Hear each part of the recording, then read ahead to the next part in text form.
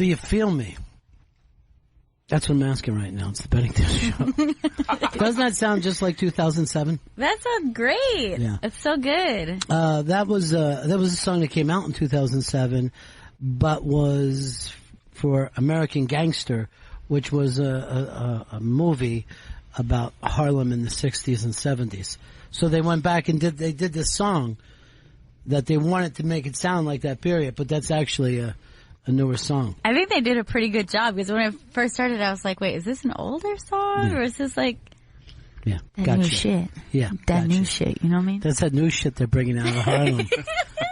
That blue product. You guys heard this? Blue magic. They literally, I don't know what it is about when movies try to say that there's a brand on a drug, but they always put blue in it. They love it. And that was Blue Magic. What was the other one in Breaking Bad? Yeah, Blue Ice. Blue. No. I think it might just, I don't know if they had a blue name for it, but it was just Sweet Blue? Yeah. All right, Sweet No, Blue. there was like a name. It didn't have like a cool name. Yeah, I thought it did too. Vito, no. Blue Sky? Oh, come on. I'm trying to think of an ELO song. Mr. Blue Sky? Sky Blue, the great soccer player from kindergarten? Please. That's you. You gave yourself that dumb name. Yeah, everyone called me that. But no one did. By the way, this is the Bennington Show. I'm Ron Bennington. There's Gail Bennington. Yo. And I'm Ron Bennington. Can I introduce the greatest producer in the game today? Is that a problem? Jen is here too. Jen, nice to see you. Right. But also the greatest male producer in the game today, Vito. Oh. Vito, good to see you. Hey, guys. Vito. Vito. You know what? Vito's got one flew over the cuckoo's nest hair today. You're Randall P. McMurphy. It's a good look on you. Straight up and just back. Well, let me just ask you this. What age do you think you'll be legally bald? I think about it every day. I think about it every day of my life. Yeah. When I can see my scalp, it scares the shit out of me. I love the term legally bald. I mean, he is legally bald. They won't let you drive once you're legally bald. Oh, yeah, the shine? You know, the sun hits the top of your head. You could blind other drivers. Can I just say this, Vito? Can you feel me? Can you feel me, baby? I can feel you. Ew. And then these two youngsters also brought Chris Stanley to the show today. As they call it take your pop up to work there. So this is where you guys work. Now, seriously, where would you put? I'm going to ask. Yeah. Pop-up said, so this is where you guys were. Yeah, I heard him. He just didn't deliver it well. Where would you say Chris is as a mentor? 0 to 60. No, he's a really good mentor. Of what? No, not centaur. Oh, you are confused. That's a fictional creature. Is it Chris, or have we found it? Then why am I looking at a half horse, Chris? Why am I looking at a half horse? I'm half horse today too. I don't know what's going on in my throat. Do you feel me? Seriously, if you could be a soul singer, is there anything else that you would rather do than be one of those guys who just belts it out? See, soul music, in Philadelphia, we always called it music. I don't know why you had that. We didn't know there was another kind other than soul music. But that thing of just crushing it, you know what I mean? Just dropping it out there is the perfect kind of singing. Well, the weird thing is, when I was a kid, I would always wanted to be a backup singer, which is really strange. You wanted to be a pip. I wanted to be one of the girls in the, like, sequin dress. Like with, the Tina Turner. Exactly. Like with the choreographed dance moves. Bum, bum, bum. Yeah, those chicks were crazy.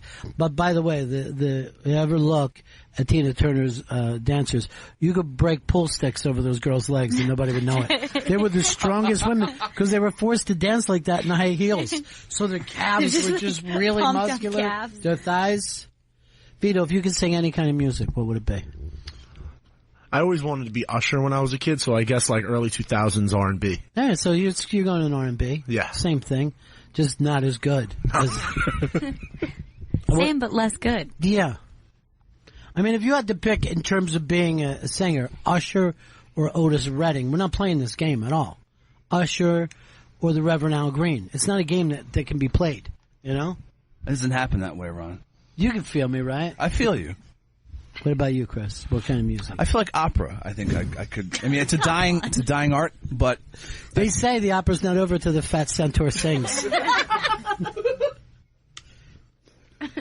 Why are you being a wise ass? We're all having a nice conversation to start the show, and then you come in with opera, but you don't know a single opera You don't know thing. anything about... I don't know anything about opera, but if I could sing it, it'd be great. That's a lie. Yes, The only opera singer he could be is Dynamo from Running Man. Dynamo! I'd love to have that suit. Dude, if you had that suit and you had Vito's hairline, you would fucking be Dynamo. This girl Dan just walked by and looked in here like, I wonder if they're going to invite me in. It's so much pressure with him. He just does, instead of saying, hey, could I come on the show? He just slow walks by. And then tries to change the subject once he gets in. And if I'm eating an eclair while that's happening, I'm like, come on in. Here's hunks. Get yourself some hunks. Chris Stangley, and we're calling you Stangs from this point on. Thank you. I kind of busted your balls a little bit at the start of this show. Don't worry about it, Ron. You know why, right? Why is that? I don't know how to tell you how much I love you. Oh, thank you. All right, it's not in me. All right, Okay. I'm an alpha dog. You know that. I got that, like the movie. Dog, yeah, the dog's gonna howl. You hear him wolfing? You got me wolfing and scratching at your door. Why don't you let me in, motherfucker? All right. Come on, Stanks. That's what everyone's calling you now. I like it. I try to get Stan Man going. No one's biting. No one's biting, Ron. Dude, what happened when I wanted to call you Rubber Band Man? That rhymes with Stan Man. It could all come together. And you get back into that soul music. All right, I want you to pick a topic for yourself because you seem like you're not part of it. By the way, that's a pen that you're smoking on there. It's not a blue. I'm getting some bad cravings. I dreamt I smoked 2 packs of cigarettes the other night. It's not That's good. a dream you finally can achieve. Don't go back. All right, So so before you say anything, Yeah. I have a feeling, and if I'm wrong, I can just be told. I think Jen's dating someone steady now. Are I you think she has seeing a- someone? I think she has a secret lover. Am I correct? Do you Not at all. have a It's like- secret interest? No, it's dry. It is dry out here. Oh my God! Christ. That's more information than I needed. too young for that. Yeah, too young for that. What? What are you talking It shouldn't about? be so dry. Oh, that's So you're your not seeing anybody. coworker. No. Yeah, that's for HR to decide, Oh, Chris. no. And then he said I had a dry pussy. Not in those words, as I'm tapping this out. I'll be implied. I'll play the part of HR. This is great. I've been wanting to get rid of this fucking hump for a long time. And you're saying it was an implied pussy? Looks like we just harpooned the blue whale. I'm sunk. Is that a drug reference? Blue whale's the new hot shit out there. High as Everybody, fuck. damn, we got so many kids ODing on this blue whale. Looks like we better get a wire set up. All right, Chris. I said it was your time for stank time. Okay. Thank you. I just want to get stanky, you know? That's my thing. How did it turn into stank? It was Stangs before. Because people, and I, even myself, I've misspelled my own last name as Stankley. And then once Stabley. Chris Stabley. How do you're getting the consonants wrong? Yeah. How? I don't know. I type quickly. Sometimes it fucks up. I think for the first 3 months I knew you, I kept misspelling his last name as Staley over and over. No. I used to call him Cum Stainer. That was a great time. It suits him so well. Oh, nostalgia. Fucking times We've been through it all. Oh, good. Do me a favor, Vito. See if you can bring a space heater in there. We're all it's so hot, but I want everybody on the show to lose 25 pounds today. What's going on with this thermostat? You know? We're wrestling. We got a wrestling meet in 3 days. All right, come on. All right. Stanks, I've been trying for a while. All right, look. All right, so this happened to me the other night. I'm getting off the train. All train fucked up. I might have had a couple in me. Yeah. And then, Vito, there you're lying again. couple inches. It's just fucked up. All right. And if I'm taking all the inches. In the ass? If I were gay, yeah. Dude, let's just do your thing. Let's not turn it into something that's going to have you back at HR for your 55th time. I can't go back there. They know me. No shit, they know you. It's not a poster of And you. by the way, his pride is so insane that he's just like, and by the way, if I was gay, I'd take all the inches. Believe me, I took all the dicks. And what? Come on, dude. Just try to set the fucking table. on, Don't Stank. come in and shit on the table. I had a hero moment the other night. You mean a sandwich? No, like I was a hero. A woman, I'm walking out of the train station. A woman asked me, "Excuse me, sir, could you just walk with me through the neighborhood?" Because she was afraid she might get attacked. All right, let me finish the story. Yeah. He had the opportunity to rape and kill her, and didn't. He saved her. That's not a hero from moment. himself. That's a hero moment where I walked the lady to a cab. And then she was like, "Come in the cab with me." And then I like got dropped off. An old lady? No, a younger woman. You're making out with her? No, I wasn't making out with her. She was just like, "Please, sir, walk with me." Somebody was probably following her, right? I don't know, but she like came up to me like and was like, "Please, walk with me when we get out of the station." Yeah, she's not. I mean, otherwise she'd just be a crazy person. If she was just paranoid about the city being scary, this is a place you walk the every. worst possible fucking She's weirdo. degenerate. That'd be like me going, "Excuse me, son of Sam, help me. There's somebody shooting people, and I want to hide under your gun." I mean, of everyone on the street, why would she kick him? Because I saw Chris on the street and ran one time. You know what it is because she knew she was being followed by someone. She's like, he's big, so she probably. No, this picked is him what out. there's like. It's like she did something awful, like she ripped somebody off, right? Like if this was a movie, you would end up getting a fucking needle in your neck. And then you wake up and they're taking your spleen and kidneys, saying that they're useless, throwing them, and they're just letting you bleed out. No, I think you did something dangerous, not hero. Really? I think you did something stupid. Yeah.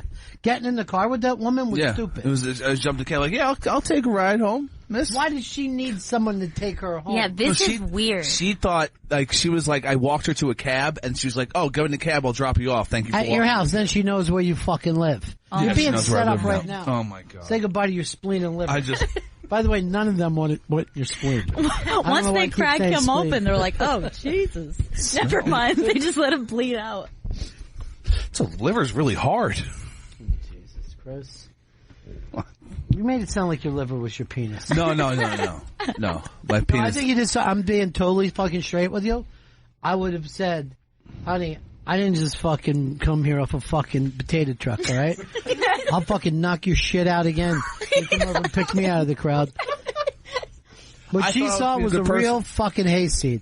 A real wet behind the ears, slack-jawed mouth breather. It's true. I think you did something dangerous. Would you have done it, Vito? No, I would never have done that in a million years. She's a bad person. No, not a bad person. I just know you don't get random people coming up to you on the train asking you for favors. That's how movies start. It's a young lady, and I want to ride home. Yeah, right? she just stole some fucking diamonds or did something fucking terrible, and she's using you as the fucking fall guy. Does that make me accomplice then to this fucking crime? Yes, if in the police eyes. Look, if I'm the cops, I'm not gonna fucking take time to find out how dirty you are. I just know that you're dirty. All right?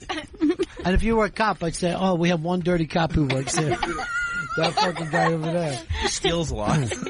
Plants evidence. Yeah, Vito had the correct response. This is a person who grew up his generation with the stranger danger. Right. You didn't listen to stranger danger. No, I like strangers as a kid. He didn't even have strangler danger. He would go up to a strangler. Neck first. Yeah, and say that his neck was cold. Please hold it for a while until he can warm up. I'm surprised you're that fucking much of a yokel. You know what I mean? I thought I was helping a lady, you know? I thought I was being a good person. To your fucking pocket, to your fucking life, to your very safety. She's not going to find much there. She's going to steal your identity. There ain't much life and there ain't much money. I bet she was an identity thief. She probably sat there and swiped all your cards. Oh, no. Seriously, I'd rather fucking steal Charlie Manson's identity than this fucking creep. Well, she's got a JCPenney card right now, and she's buying a lot of discounted clothes. JCPenney card. They are the first people to give anyone a credit card in the country. Just got a credit line increase too, Ron. They actually have a little bar and restaurant in there, right? They might. I haven't actually been in store in a while. I just go online. Oh, in order you close that way? That's right. Yeah. Get that free shipping. It's like it's time to stop by again. Don't you also have a Salvation Army credit card by the way you dress? A lot of good deals in Salvation Army. People ignore that. No, they really don't ignore that. That's the exact opposite. It's quite That's the reason why they shop there. There's a song called Thrift Shop you should all listen to. Dork. This guy called Macklemore. I'm gonna pop some tags.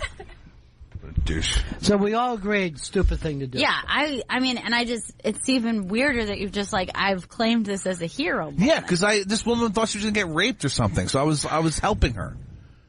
I was making sure. Why would she assume she was going to get raped? Because she was by like Queens Road Plaza. It was not a great spot in Queens. Until you get in the cab and then you're fine. Yeah, exactly. I'd like to point something out.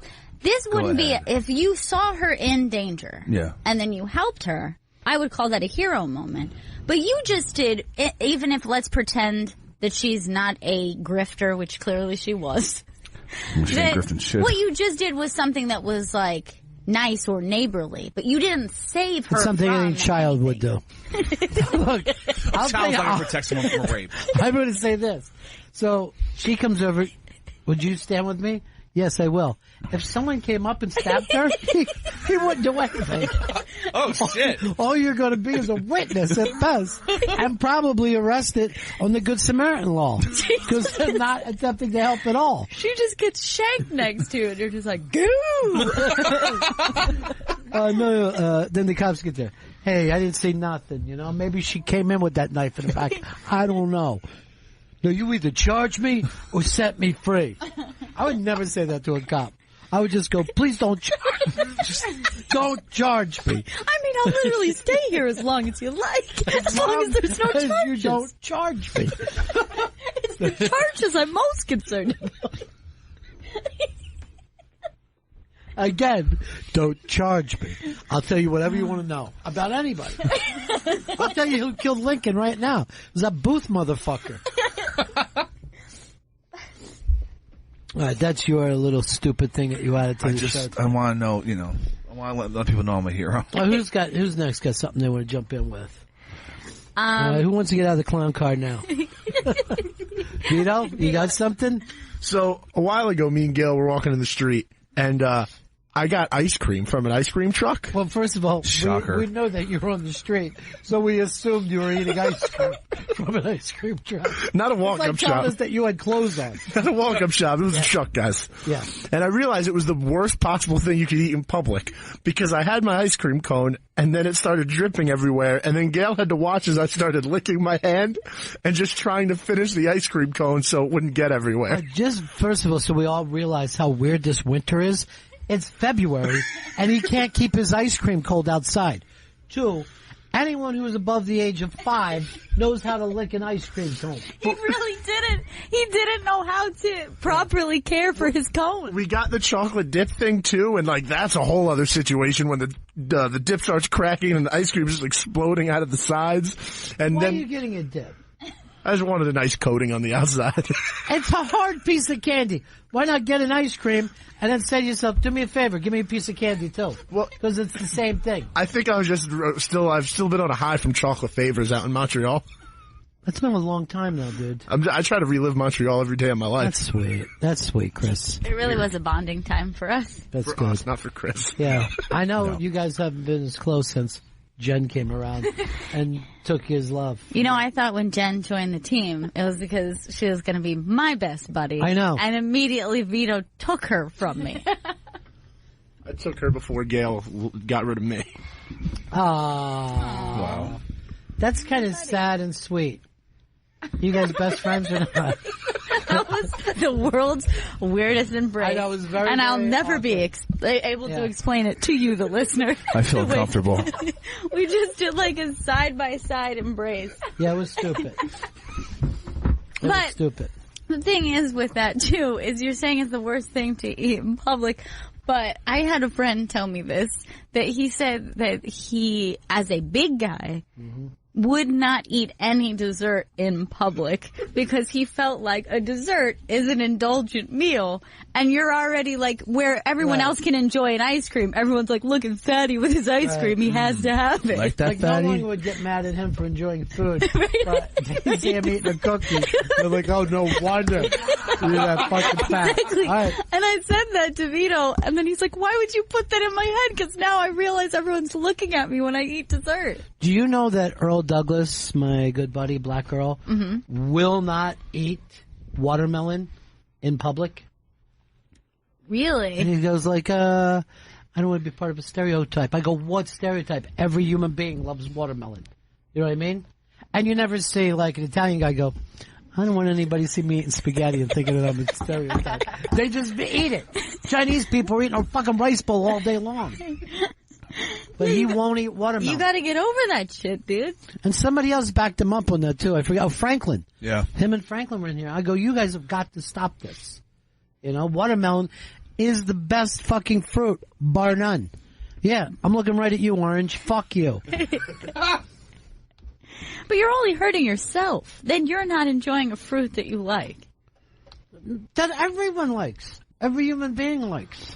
The closest thing I would say to that is like a food that would be like, there would be a stigma about it is like, if I was on a date, I think I would feel weird to order a salad because that's such a thing. Where it's like, oh, does she feel like she needs to look like she just eats a salad? Girls do that kind of shit all the time. Yeah, instead of just like, and then you're like, okay, if I legitimately want to eat a salad, does it look like I'm just going, oh, I'm gonna eat a salad? You know what I'd say? Like, if I'm out with a woman and they do something like that, I go, oh, because we're going to be fucking later. You don't want too heavy.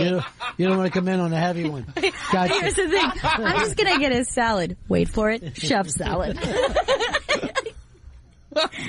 It's like you take the contents of a sandwich, 5 of them, and just forget the bread and add extra lettuce. That's a chef salad. I always say this too. Does that salad come with a sandwich and ice cream? Then take away the salad. What did you say? Take it away. Take it away, booze me. All right, so this was your messy food thing. What is it like? Just the worst foods to eat in public. You know what? I brought up spaghetti. It's not an easy one. No. You know what I mean? No. Not an easy one. Ramen. Just, I don't like slurping. Ramen is the big thing, and they tell you to slurp the fucking thing. supposed And to. I'm like, no, I don't want to. We're out, you know. I want to put my mouth down on a bowl like a fucking child finishing his cereal. I'll just go like this. Do me a favor. Put that ramen in a bag. I'll take it home. Paper bag, too. I'm watching the environment. I think spaghetti is tough. And like I said, any kind of Chinese noodles where you have to use your sticks, chopsticks. Oh, here's one that I've never understood. Someone who gets anything other than popcorn in a movie theater and it's messy. Like some people will get like nachos with like nacho cheese. Yeah. And they're like in the dark, that's dripping all over you. You can't see anything. Yeah, I'm disgusted by people who go, this place is great. You can get a meal. And I'm like, I'm not cutting a steak while I watch a fucking movie. All right? I don't even do that at home. You know what I mean? At home, I'm still eating like a Popcorn. snack. Yeah. I'm not sitting in front of it and just like with a big bowl of pasta. You're lucky, though. You have a vending machine in your house. That's right. So convenient. But expensive at times, you know? Jen, what's up on, what are you thinking about today? Well, I definitely can see that like chicken wings would be really hard to eat. Oh, you know what? I'll eat the hell out of chicken wings in public. Really? And I'll throw the fucking bones down in a big, that looks like I ate a small person. I feel like it's so messy. All right, here's But that's because you eat with a lot of hot sauce in it, Yeah, right? I love I hot do sauce. not. No hot sauce? I do not like a hot sauce. I my feel God. like it's bad for you.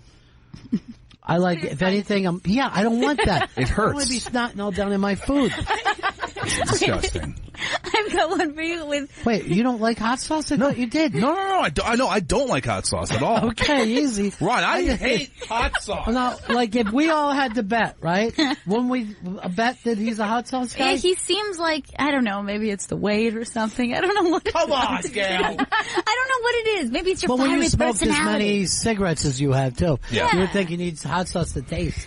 I thought you carried it around in your purse. No, here's the thing with wings. I have a friend who I was out, we were getting wings together, and I watched him turn the wing like this and then like work the meat off. I can't even describe it. It's like almost like a popsicle. You know what I mean? Like from the wing eating contest, people have figured out how to scrape the wings. Yeah. And I think he's done that, to use your front teeth to scrape the wing off and leave it nothing but bone, sweet bone. Yeah, he got down to the bone and just the bone. There was not one tiny piece. Did you tell him it wasn't a contest? He wasn't going to win anything? Look, dude, if you want more wings, we'll order them. It's really funny now. Wings is the #1 Super Bowl food. It used to be pizza. But do you know, like, before Hooters started a chain, nobody ate wings. No one said, I want some wings. Obviously, the Anchor Bar in Buffalo. But when they first started, like, saying, like, Hooters, like, buy massive amounts of wings, the fucking chicken companies were like, what? So you want to buy these wings? Because we would pay you to haul them away. There was very little. Obviously, some people did. So there was very little. It was more like a bar food that, like, you'd get. Not even. Really? Nowhere outside of Buffalo was it a bar food. At all. Nobody ordered wings. You wouldn't go to someone's house and they would have wings. So this was the 1980s, before wings got popular at all. And now it's like the most popular Super Bowl food that there is. And now you know the rest of the story. And that's a true story. So the guy who started Hooters is a friend of mine. He's like, dude, we used to get these wings so cheap when we first started. Now, because everybody's into it, we're paying a lot more for wings than we used to. A lot more. Because that was like scrap meat. Exactly. That's like if you went and said, can I have the hooves? No, I'm going to fry them and give them to people. I'm starting a place called Hooves. The chicken company's like, yeah, sure, you can take these wings. Take them away. You're paying us, we're not paying you. Take these. Perfect. I don't know. Has there been a big bar food since that happened? You and I were talking the other day about the big potato skin craze of the late 80s, early 90s, where anywhere you would go, people are like, they've got great potato skins. Fully loaded? Yeah, fully loaded. I mean, it's chunk loaded in there. And now it would just seem ridiculous for that to be like... I'm going to tell you the truth. I get a craving every once in a while, though, for a good, crispy... Oh, yeah. Potato skin. I loved them. I mean, to me, like as a kid, it was like the best. Go to Bennigan's, get the sampler. Yeah, and you guys would go play video games. Yep. And Daddy would drink for a while. Try to drink my problems away. I know the bar food that's come after that. All right, ew. The way you made it sound like jizz was disgusting. Oh, that's old Cum Stanley for you. No, it's got. Are we talking about super popular? It's becoming super popular. Okay, what do you got? Fried mac and cheese. Either a ball or like a brick or whatever. It doesn't matter the shape, but it's a fried mac and cheese type item. Show me the picture, because I see people with a mac and cheese, but I never saw this ball of mac and cheese. It could be a ball, it could be a stick. But they're like mac and cheese bites, and they'll be breaded and fried. All right, let me take a look at it. And you're right, this was not something that existed when I was young. When did it catch on, Chris? I would say it's now becoming popular and showing up in a lot of places, but I'd say 2-3 years ago that it started. I mean, well, you know I'm not a bar guy. Yeah. And this looks disgusting to me. It's good. It looks worse than mac and cheese. It's good. Why would you want breading around your mac and cheese? It's really good. I could bring in some good ones from a bar I used to work around. Why would you work around it? I mean, like, it was in the company of the bars I used to work in. So I didn't want to say I worked there. Like, I used to go there and eat these for free a lot. And all right, can you still get them for free? Because I want you to bring in some bags tomorrow. I could get... Do we need them hot, though? Is that the problem? Well, I don't think you need... Yeah, you probably need hot. Yeah. They're made cold, but then they're deep fried. Of course they're made cold and then deep fried. I just wanted to put them... We know how temperature works. Yeah, what you're describing is cooking something. First, the item starts out cold to lukewarm. It's cold before you put it in the pan. It doesn't stay in the freezer hot. No one knows why. You make the mac and cheese and then you cool down the mac and cheese and put it in the fridge, and then you deep fry it. We got it. Oh, okay. Why don't you just let an ice cream roll all over your fingers? So you have to lick your hands. I'm not trying to turn my nose up at it because I enjoy a lowbrow comfort food type thing. But to me, it's like the fried exterior looks like a jalapeno popper, which makes a lot more sense because you're like little bit of heat, little bit of cheese, fried item, where this is just something that's just like cheesy and basic and then fried. You know what I mean? You're not getting the... Let me ask you this. Has the dumpling made its way into being bar food? Because it's very, very big in the culinary world right now. It is big in the culinary world, but I do not think it is a big bar food. It's just like... It's more like a late night place that maybe you're like drunk, like... But why wouldn't you just try to do that with your bar? I don't know. Because I know a bar that used to do pierogies, and they only did it every Tuesday nights, and everybody was fucking crazy about it. Like maybe, like why don't bars do that? Like steamed, either like the steamed like pork buns or something like that. Seems like it would be good bar food. It does. Steamed pork buns? Be fucking happy as shit to go to that place with my alcoholic problem. Do you feel me? I feel you. Oh. I feel you, Ron. All right, so we're saying Chris brought us in a winner with this, right? And I'm saying this, Chris, this is new to me. I see people eat mac and cheese like in comedy clubs, but I don't see these deep fried mac and cheese. It's coming, man. It's going to be everywhere. But it sounds like it already is if all these guys have seen it. Yeah, but then it'll be everywhere. It'll be bigger than wings. Bigger than wings. Everyone will just be eating fried mac and cheese everywhere. Okay. It's a giant plate of fried mac and cheese. I'll beat them down right now. I've seen you two order these fried pickles. Oh yeah, fried pickles are really good. But here's the thing: a pickle is, some people love them, some people hate them. A mac and cheese, a good 90% of people like mac and cheese. That's the only reason it won't take over like wing status. My thing with a fried pickle is, do me a favor, don't fry it. Give me a nice fucking cold pickle, and I'll enjoy it the way Well, it God starts meant. off cold. I mean, and then they throw it in the fryer. No, you actually just told us something that was obvious. It wasn't a mistake at all. It was quite accurate. Right. But it was, but it's like you saying, do you understand that there's air in this room? That's why we're all breathing. It makes the breathing so easy. Is when the air goes in. Yeah. Goes in the nose, down the lungs, back out the mouth. Love that part. Circular, you know? Gotta do it. It's my favorite part. Good air in, bad air out. That's what I I say. hate the bad air. So we came up with, Chris Stanley is the fucking guy for pulling this off. I can't believe it. Yeah. It's a Smartest nice, man alive. Congratulations. I've been to a Chris. bar or two lately, so. That's sad. That's the back part in the that game. makes me sad. So the pizza's on its way out, really. Yeah, it surprises me that you said the pizza lost its status for Super Bowl food. It used to be the number one Super Bowl food, and now it's behind wings. And they say fried pickles are coming on so fast. No. It's not available. I swear to God, when there's like, when the earth is dust and only two people are left, one of them will say, what do you mean a fried pickle? I never had that. It'll never catch on big enough. No.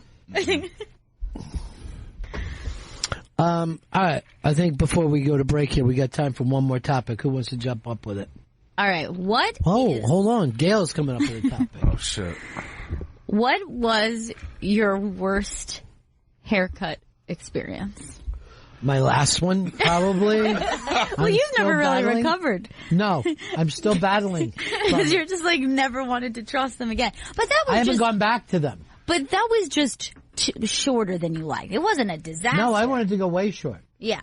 Oh, yeah, that's what it wasn't was. as short as I wanted. I want to get a haircut and not need to go back. That's what it was, yeah. Here we are in just a mere 3 months, and I'm rustling this fucking lion hair back down. It wasn't so much that it happened to me, but I remember me and my brother went to this place, and he's 7 years older, so he really wanted like a haircut, and I didn't give a shit, right? So I'm like 5 and he's 12. So me and him are walking through the city of Chester. We get to this place. Matter of fact, I might even been young enough that they put the board on the chair. Remember they did that when you were a little kid? They put a board there and you're just sitting on it. Just propping you up.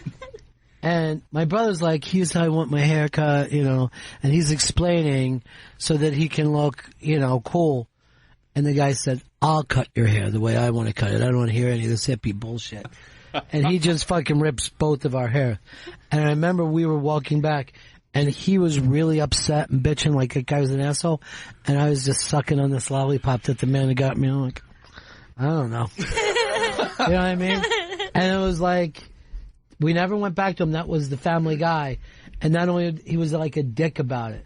He was like not at the point where he wanted to hear a kid tell him what kind of haircut that he had. That's really cruel. It's just such a shitty thing to do because you can really like, kids can get really fucked up over a bad haircut. It stayed with me, and I know because I never saw my brother get hurt about stuff. You know what I mean?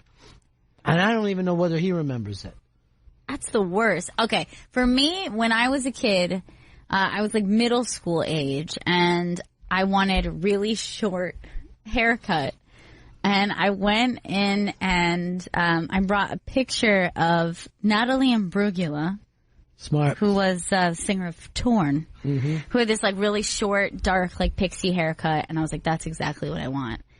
And this Miami gay decided to destroy my life. And I can't even tell you, I have thick hair already, but he had like kind of layered it and teased it in a way that I had this insane helmet hair, like this giant mushroom of fluff. Plus, you're talking Miami heat, so it's just like, I mean, Jen, you know, like your hair's just like, it sucks down there. Like, and I remember looking in the mirror and just being like, this is what being suicidal feels like. Like, this is actually what people feel like right before they decide to kill themselves.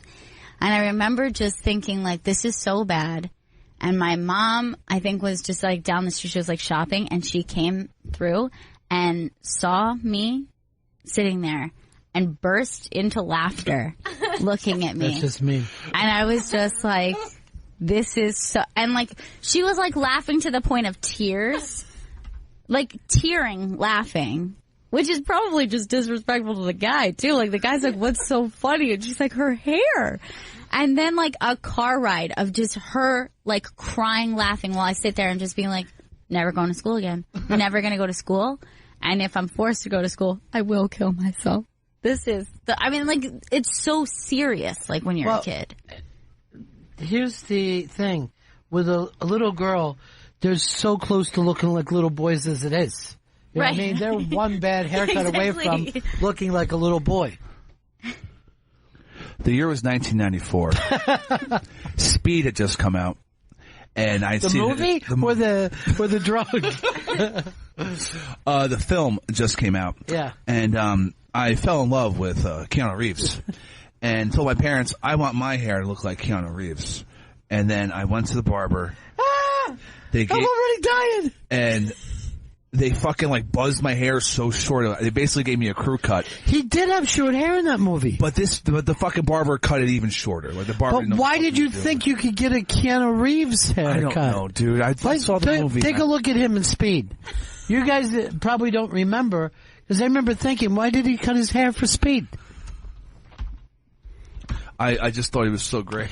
Hey, did you see his new movie, the John Wick 2? Yeah. Oh, I haven't seen it. No. Oh, yeah, because I want to get you. Neither you, Vito. No, I haven't seen it yet. I want to see whether it's worth going to the movies or just wait. Here's Keanu Reeves. Look how short his hair is. Yeah, what? Like, who would even ask for that? Young Chris Stanley. But I mean, what's the point? It's like saying, I want no hair. So why were you shocked you got a buzz cut? I don't know. I thought it was like, cause like his hair was like this thicker than mine or whatever. So like, did you take in a picture of him or did you just accept that the barber would know that part? You're just like, you've seen Speed, right? Give me the Speed. I remember every time that I'd be in a barber shop, they would always say to a kid, "What do you want, a soccer cut?" They were just trying to say. What is that? It's. I'll just say this: it's party in the back, business in the front. Sure. You know, you're just going straight mullet on the portrait. Nice. What about you, Jen? I was in second grade, and I asked for bangs for the first time. And I thought it looked cute. You know, I have a big forehead, so it would shape my face nicely. And she cut it, like, in the middle of my forehead. So, and like I had like I was still growing in like a tooth. So I had like bangs on my forehead and like one tooth. I was like, Mom, I'm gonna kill myself because how am I gonna go to school like this? Like, and my hair's like, pretty curly and like fluffy. So it was just like straight bangs and just like this curly like poofy. Isn't it funny though? I like, need a picture of it. Everybody, like mine was just like a shock thing that I saw take place. It was like a hit and run that I saw.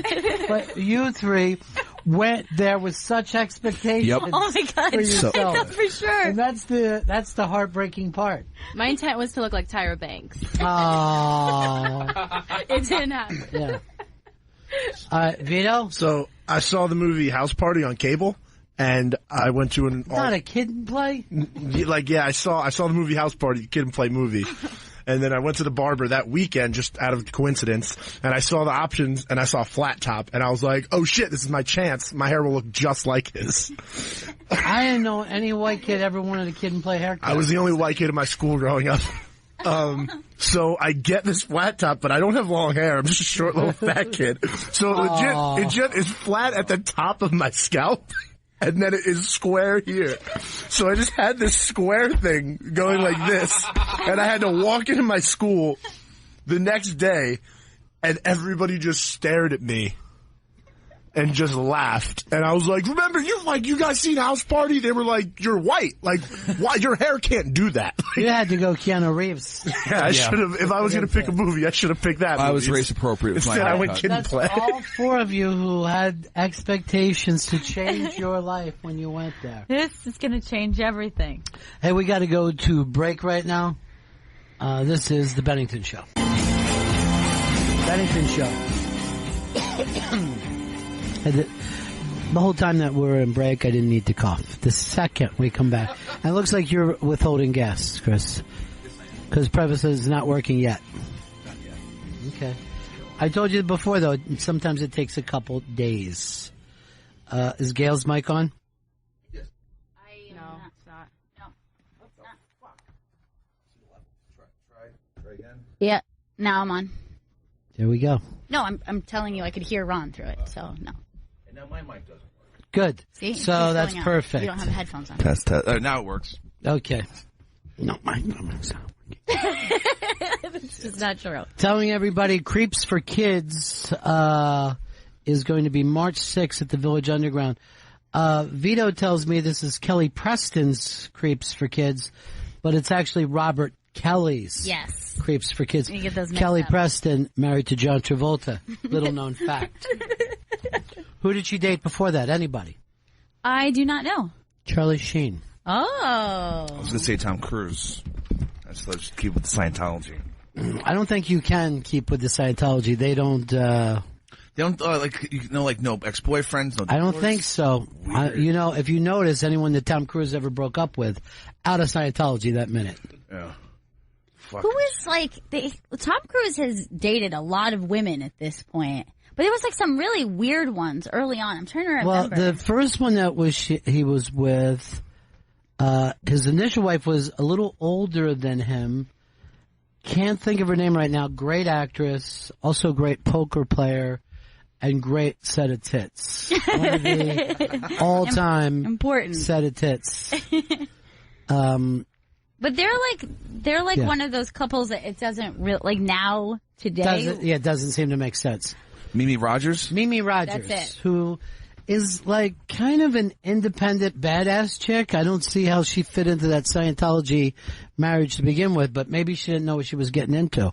Then he was Nicole, right? Yeah, Nicole Kidman. And then Penelope Cruz when he was oh apparently yeah, there's a See, short I forgot about that that. doesn't make sense either. for Vanilla Sky. Yeah. when they Oh yeah. met. Sure. And then Nazanin Boniadi. No, I don't care about that one. Made up. Then Katie Holmes. Katie Holmes. Who now is that his kid with Katie Holmes? Yes, sir. And I don't think that she could pick her dad out of a lineup now. No, like I don't I think- think whatever Katie knows, she hung it over his head. Yeah. Because I don't know whether you know this, but I've been really enjoying Leah Remini's Scientology show. And she was on, I think, the Bill Maher show and said Tom Cruise could destroy Scientology tomorrow if he would just be honest, or he could fix it. But there's he's treated like a king.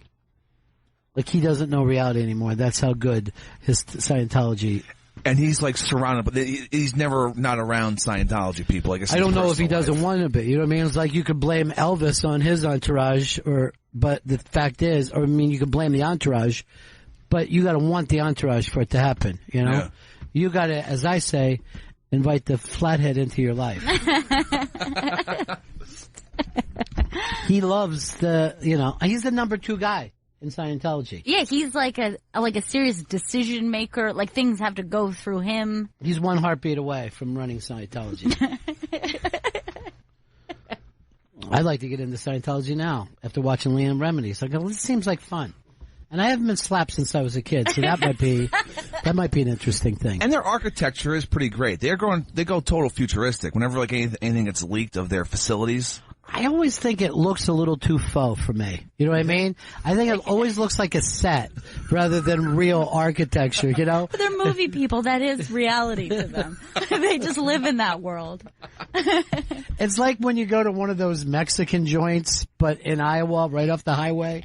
You're just like, I see the front of this. Looks like an old rundown building, but cantina, but I'm not sure that it is. So anyway, Kelly Preston's Creeps for Kids. No, Robert Kelly. Robert Kelly's Creeps for Kids. We'll put up on Twitter right now the great commercial. Now, does everybody in the country, by the way, know Cars for Kids? Yes, it's all over the country. Yeah, I thought it was just a New York thing. Yeah, I think it was at first, but now it is a national commercial that is on. So you give them your old car. Then they sell it and they give the money to kids. That's what they say it is. But if you remember, there was one of those kind of shame stories about Cars for Kids saying, allegedly. Allegedly what shame is claiming is that it's not just like a regular kids charity. It's really like a religious charity that they kind of make like a kids charity. Well, we see where they're coming from. All you got to do is listen to that song and you know what kind of religious charity it is. All right, Bennington show with you today. We're just hanging out, having some fun tonight. As a matter of fact, let's end the show because we just had the Patrice benefit the other day. We're going to end the show with the famous Patrice Unmasked. And you can share this with your friends over on the iBangs or iTunes. A lot of people came up to me about that over the weekend, too, because we just put it out. So we'll replay that today so we can go out and do street jokes tonight. Because, Chris, you got to set everything up. Yes. You said you have almost 4 microphones you have to set up. Yeah, it's intense. You needed an extra hour. A lot of cabling, Ron. Tonight, people going, what is the format? And I'm going, well, it's going to be beta. Tonight, I heard Don using that word, and I'm like, so that means you could say, hey, it's not going to be perfect, but we're going to work through it. I'm like, I'm going to steal that first chance I get. And I'm going to just say that, like, anyone's like, oh, it was great. I'm saying, for a beta. Yeah, for sure. Beta. Just wait. Yeah. Wait till we're at alpha with this thing. Yeah. Now, do we go alpha or zeta? Or omega. You're never going to do that. Which way do you think we're going, alpha or zeta? We're going alpha. Is that what they normally say when they like, okay, we're ready to take this to the general public? I believe so, yeah. I've never heard anyone say we're taking this alpha now. No, I've never heard them say we're taking it zeta either. But I thought, know you got to go one way or another. Am I crazy? For some reason, I always thought omega was the last letter because they're like the alpha omega. You may be right. I don't know. Oh, shit. I'm a very bad Greek. I'm Is like, it Greek we're doing? It's all Greek to me. I speak Greek if you know what I mean. You know what I mean? Geek. We're going to get them. We're going to get those nerds. I hate them, right? With their glasses and their books. Dude, you honestly could be that bad guy from Revenge of the Nerds. What's his name? Thor? No, Thor. He's the cartoon guy. But that guy eventually joined the Nerds. Yeah. Because he became so popular. I know, like Boogert is the main character, so it's Booger's not the best. And he is kind of cool except for he eats his boogers. That's the only thing that makes him a nerd. Other than that, he'd be a cool dude. Oh, hell yeah. It's just like you think he would just try to get past that one thing. Like if that's just the one thing you need to overcome, it seems like it would be. Compulsion. Nerds have compulsions. Nerd.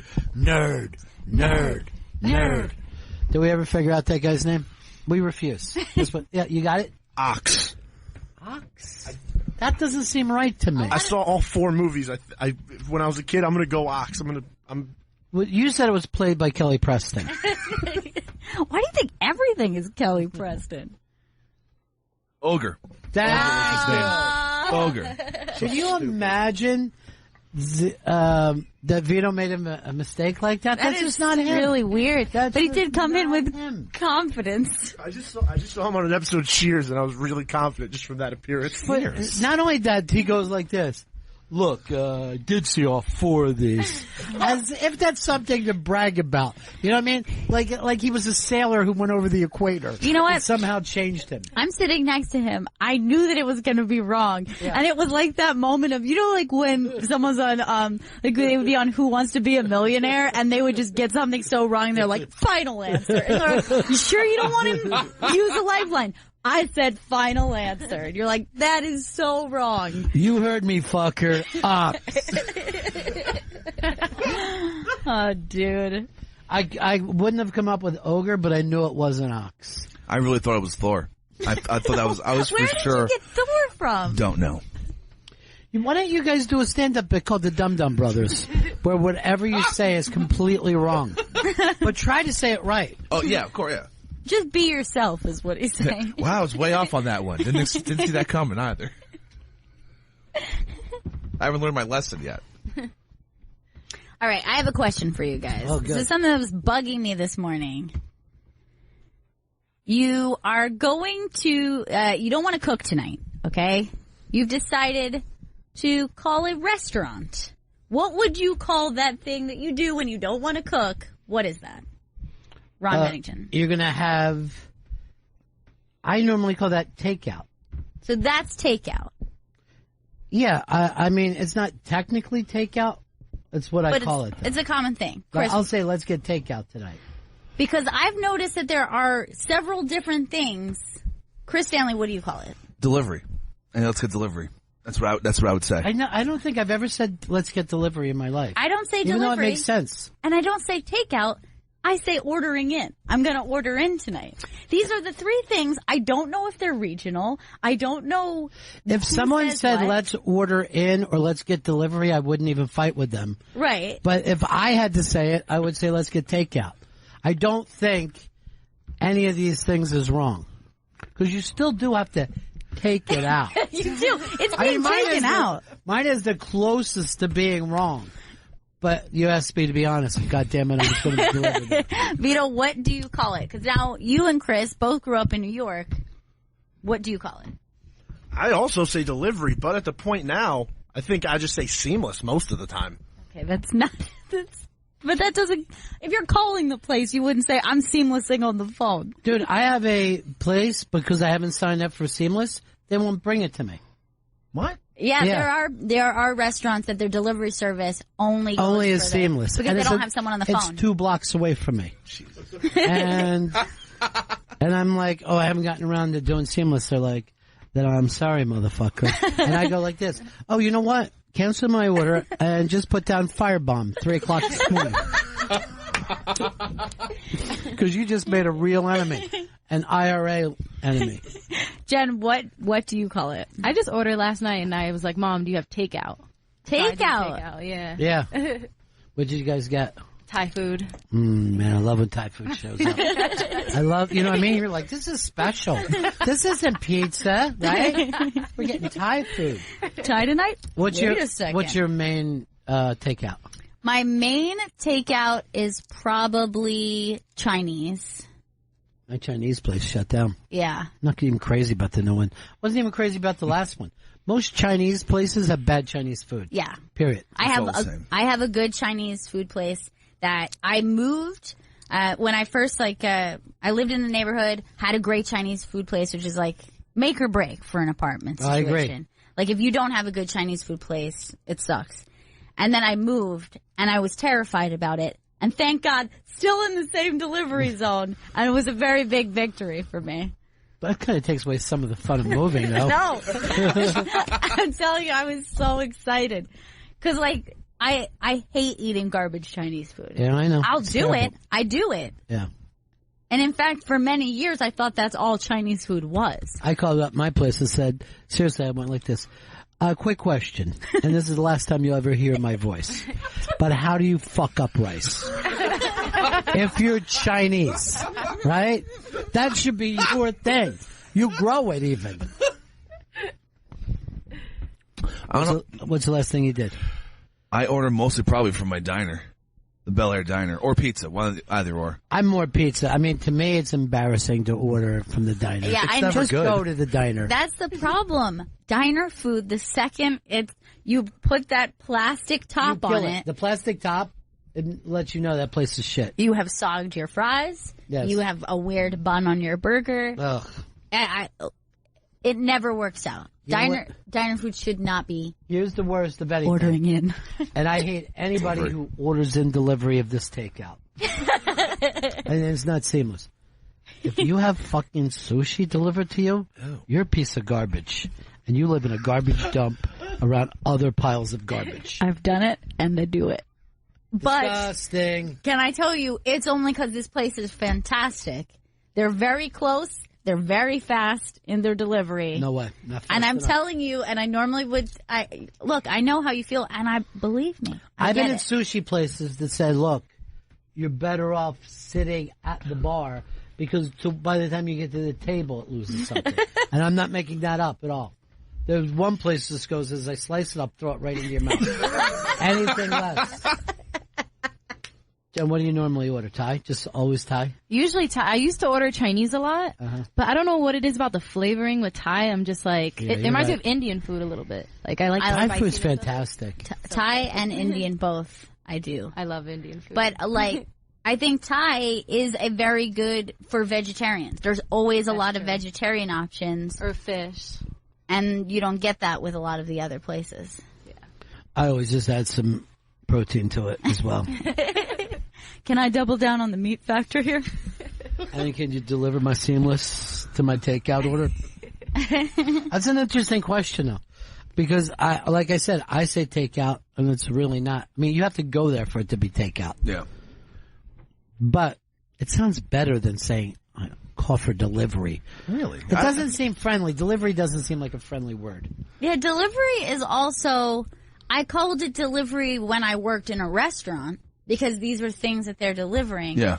But ordering in is something I do. Like, I can't imagine, it's not like you'd be working at a restaurant and be like, over here is everyone who's going to be ordering in tonight. Like, that would be very peculiar. Delivery, I think, from the perspective of the restaurant. This is delivery because we are delivering it. Yeah. Whereas I'm just requesting a delivery. Can I have a delivery, please? Deliver it to me. To my door. It's kind of dickish. Deliver this. Are you Evil. Deliver this from Evil. Now, you're a mostly delivery guy. Are you a good delivery tipper? Yeah, I'm a good delivery. I hate anybody that isn't. I used to be like shitty until I fucking realized I would tip $2 on anything. That's no matter the sick. fucking. I know. Terrible. I know. When like a few years ago, I was like, what the fuck am I Why? doing? Would you give a waiter $2? No, exactly. I felt fucking horrible This for what is like I'm doing. a waiter who has to really go far. Yeah. It goes all the way to your home. Yeah. And if you live in an apartment building, all the way up through your apartment building to your door. Here's an elevator. And Chrissy, $2 like an animal. That's disgusting. By the way, I hate to get in somebody's apartment elevator. They're always too small. You think? I don't know. Mine's Too small and too slow. You ever my, get in like your friend says, "Oh, come to this," and you get into this coffin and you have to ride up so slow. the problem is they seem cheap because it's not like an office building. Right. It's Yeah. like, They are cheap. they're They rickety. are. Yeah. And like no one's manning this. No, Like there's no two one's donkeys, here. There's two donkeys walking back and forth to pull you up and down. my building is a pre-war building, and my elevator is old as shit. And it's like the kind you open the door. Right. You know what I mean? It doesn't have like an automatic door. You have to like physically open the door as it swings. Yeah, it's like you were opening up a door to someone's house and you go into her elevator. Mine's the same way. No, is it? Yeah.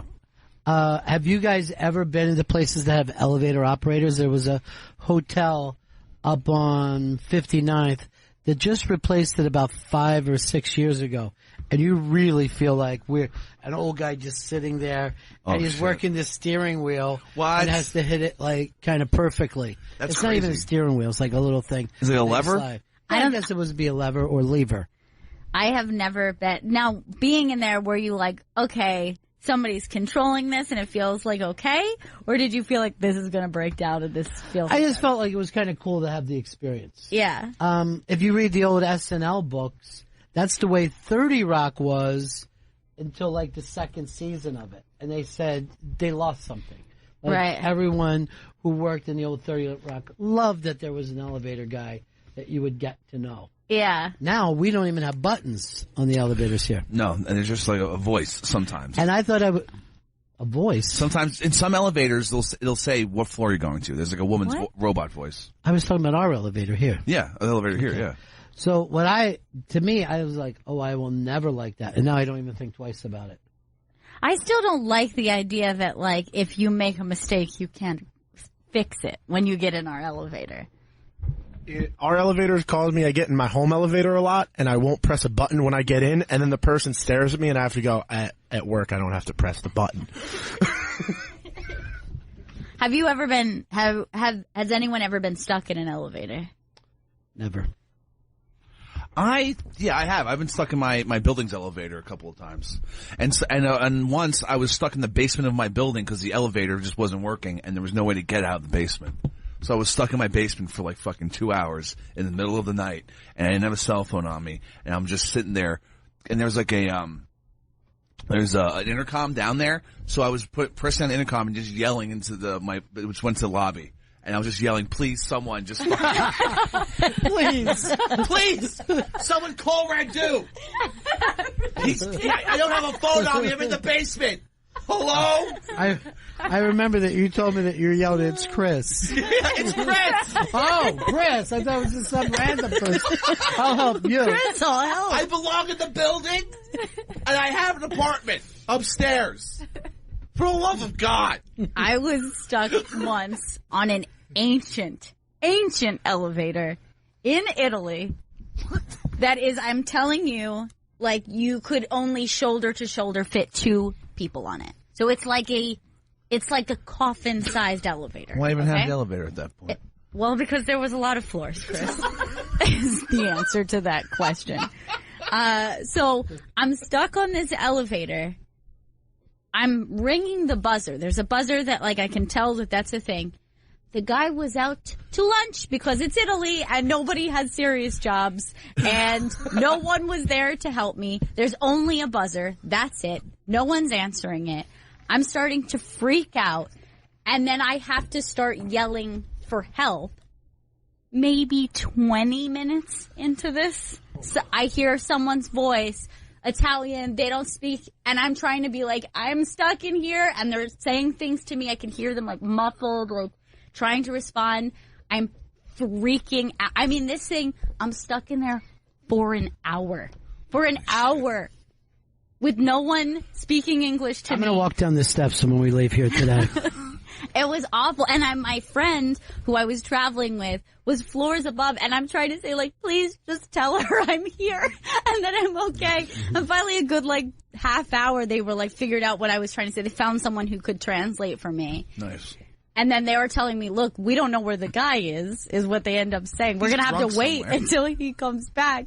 And finally, I just hear they had run to get her. And then I just hear, like, Gail! Oh my God, are you okay? I'm like, oh my God, Rachel. I've been in here for an hour. She's like, I thought you were kidnapped. Worse, I'm stuck in a coffin. I wish I was kidnapped. Well, this building had that like viral video go around like a few years ago because a guy got stuck in the elevators here for like 3 days. I can't think it about it. It was on a Friday. Supposedly it was a 3-day weekend. It was like Memorial Day weekend. Yeah, and it sped up. Maybe we'll put the link up on Twitter, but you see this guy, you see how many times he tries to get it open and there's just a solid wall there and he's just pissing on the wall and then dropping it back in. But he hit the lottery in his lawsuit from what I understand. Yeah. He made good money off of it. But he's also never been above the first floor ever since. Yeah, no, that stays with you forever. Well, just think when you lived in Florida, you would never be in an elevator. No. Or you would never go upstairs. Almost everything is on the first floor. That's weird. Well, yeah, but you don't want your building to blow over in a hurricane, so how weird's that?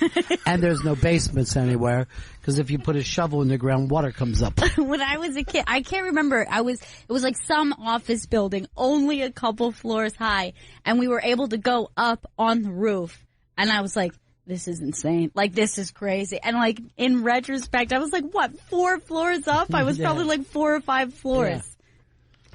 I mean, it just, like, was massive. Well, there weren't buildings very high until the invention of the elevator. There was no skyscraper because you definitely didn't want to walk up 8 flights of steps. Right. So most buildings would be like 7 floors, tops. And that would be considered like, oh, that shithead is up on 7. I couldn't live like him.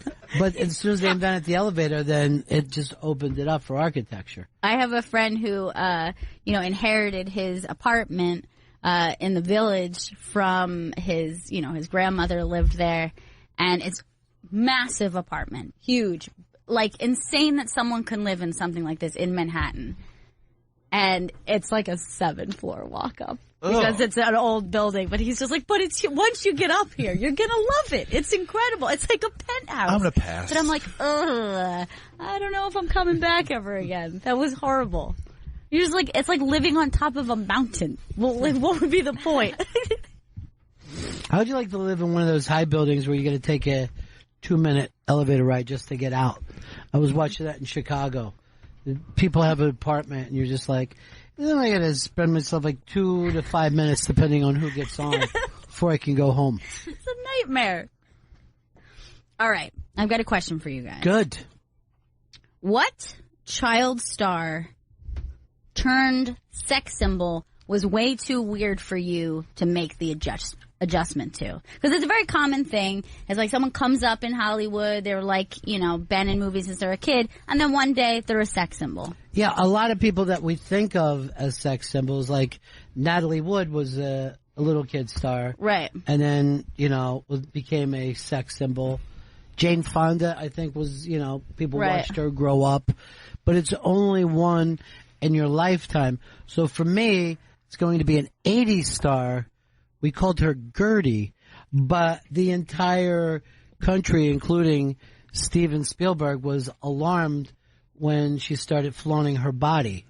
Yeah, particularly because she was because she was in E.T. She was 4. The iconic baby sister. Right. She was the iconic baby sister. And then one day, people were like, she's so hot, right? It's like, ugh. Well, there was even weird stuff with Drew Barrymore, and I'm sure she's written about this, that she was like 10 or 11, and there would be pictures of her smoking in a nightclub and having a martini. And it got very, very odd. And people were like, oh, this isn't going anywhere good. And then by the time she was like 18 or 19, I think she posed for Playboy. And I remember Spielberg gave that Playboy centerfold or whatever she did, the spread, to his art department. And they put in a bathing suit for her. And then Spielberg said, this is the way I'd like to see you. Really cute. That is so sweet. Who was it for you, Chris? I find it weird that Bieber is like a sex symbol now. It happened immediately with him, right? It was like he was a little kid. Yeah. And then women just wanted to bang him. And he's just Well, he suddenly became 6'2". Yeah. You know what I mean? Like he was a little kid. And Leo DiCaprio was another one guy like that. Yeah. I didn't expect Chris to go for the guy. Yeah, I was surprised. That's the one that, because the girls probably don't make him uncomfortable. No. Legs in the end. He liked her during E.T. No. It's that's when she was at her peak sexiness. His heckle during E.T. was "Daddy likey." All right, let's go to Jen now. I have I guess maybe 2. I bet you do. Well, one's a man, Shia LaBeouf. I grew up watching Even Stevens, and I still can't think he's like a sex symbol. I think he actually became more of a maniac than a sex symbol, but I think girls like him, right? Yeah, I mean, I had like a turning point for him. Same thing. I kind of thought of him as like a kid star. Then he, got in the news all the time for being just nuts or whatever. But he had done this music video for Sia, and he's like just in these like little shorts, and he's like fucking ripped, and he's all dirty. Like for some reason, he's like all sexy dirty, and I was just like, Shia LaBeouf, oh my god! And I'm like, this is a weird thing I'm feeling. Yeah. I should not be having a feeling about Shia LaBeouf right now. Well, that's a good one, Jem. What's your next? And then for like females, it was Lindsay Lohan, because I loved Parent Trap, and I always look at her and think like the twin from Parent Trap. And then she just got whacked out. Mm-hmm. Yeah. I mean, and now I think she's still only about 30. You know what I mean? Yeah, she's much younger than you think, and now she's trying to bring, I don't know, Muslims and Jews together or something crazy. She's like, can't wait to talk to President Trump about it. You know? In all my 29 years, I've never seen anything like this before. Well, she was one who went through that serious child star phase where it was like she wanted like sex symbol status, was wild, was crazy. Like she went from just being like a little kid to like, daddy dear, you won't know your daughter. Well, I remember the first time I saw her, and it was like some kind of a Freaky Friday type movie. And she was with Jamie Lee Curtis, and I didn't see the movie, but I saw them on the red carpet. Well, it was like E! Hollywood or something. Yeah. And they were asking Jamie Lee Curtis questions, and this little girl kept just giving the answer instead of letting Jamie. I'm like, wow, this is the pushiest little kid. I go, there's a confidence there. She's going to end up a crackhead. She's so confident. But I always remember that moment because I thought it was hilarious that she wasn't letting the star talk on TV. And like within a year or two, she was like a kid star. And then Mean Girls happened, and she fucking went crazy. Like that's the point. Mean Girls happened. Wasn't she trouble before Mean Girls though? Like Mean Girls was almost like a comeback movie for her. You know what I mean? Because I remember like they brought her on SNL and act like she's a good kid. She's doing okay we like for herself. Her. Yeah. Mine would be, and this one it's so weird. I'll never adjust to it. Is when they decided Emma Watson was a sex symbol. Hermione? Tiny little Hermione Granger, who was just like a baby when she started. Yes. She was like supposed to be like a first grader. And they're like, oh. And for some reason, the internet in particular has like this very weird like... They had a countdown, I think, going for her like they did for the twins. The Olsen twins. Oh, yeah. There was a countdown. Yeah. Olsen twins also was bizarre because like, that's not just like they were kids, like they were infant stars. But like they, for some reason, started acting fresh out of utero. The other weird thing is the Olsen twins to this day date people that are like 25, 30 years older than them. I know. Oh, yeah. Older chain-smoking men is their type. Like there was like, I can't remember which one of them it is, but she was with a guy that was like, everyone was like, well, he is downright elderly. Like he's not like, oh, she's with an older guy. It was just like, this makes everyone uncomfortable. But yeah, Emma Watson. I think she's dating Jed Clampett. Emma Watson, the funny thing about her is she looks the same. That's the other thing. She looks the same, and unlike somebody like Gertie, did not embrace being a sex symbol. It's not like she is out flaunting and doing very over-sexualized, roles or anything like that. She's just like a working actress that everyone's just like, so fuckable. And I'm like, she was a baby a minute ago. I don't think I've seen her do anything since the Wallflower movie. I know she's done some stuff, but just nothing that I've caught. She's going to be, I think, Belle in the new Beauty and the Beast movie. That's like a kid's movie, though. Like Belle you think of as a little kid. That Beast is a weirdo. Vito.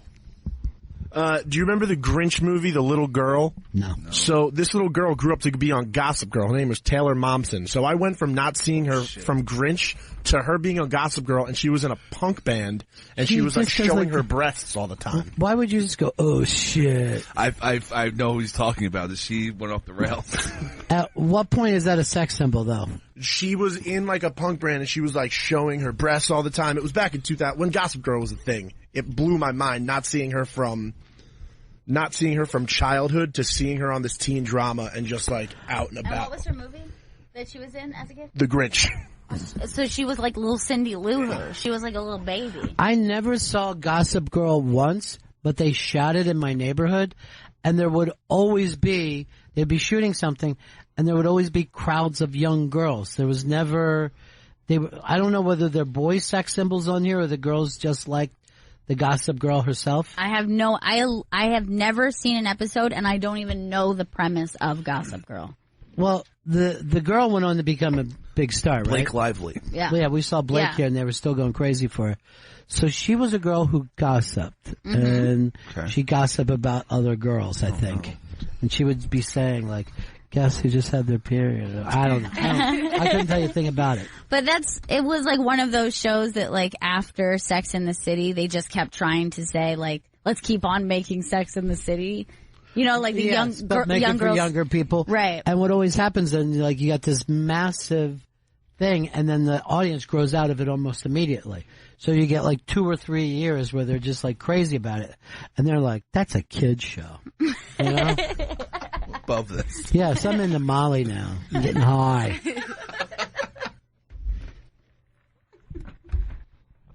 All right, let us play a little game that we call PC&D. We haven't played this for a long time. PC&D. PC&D. Now, PC&D means? PC&D is pro, con, neutral, deal breaker. I'm going to give you a premise of you are seeing somebody. You love everything about them. The relationship is great.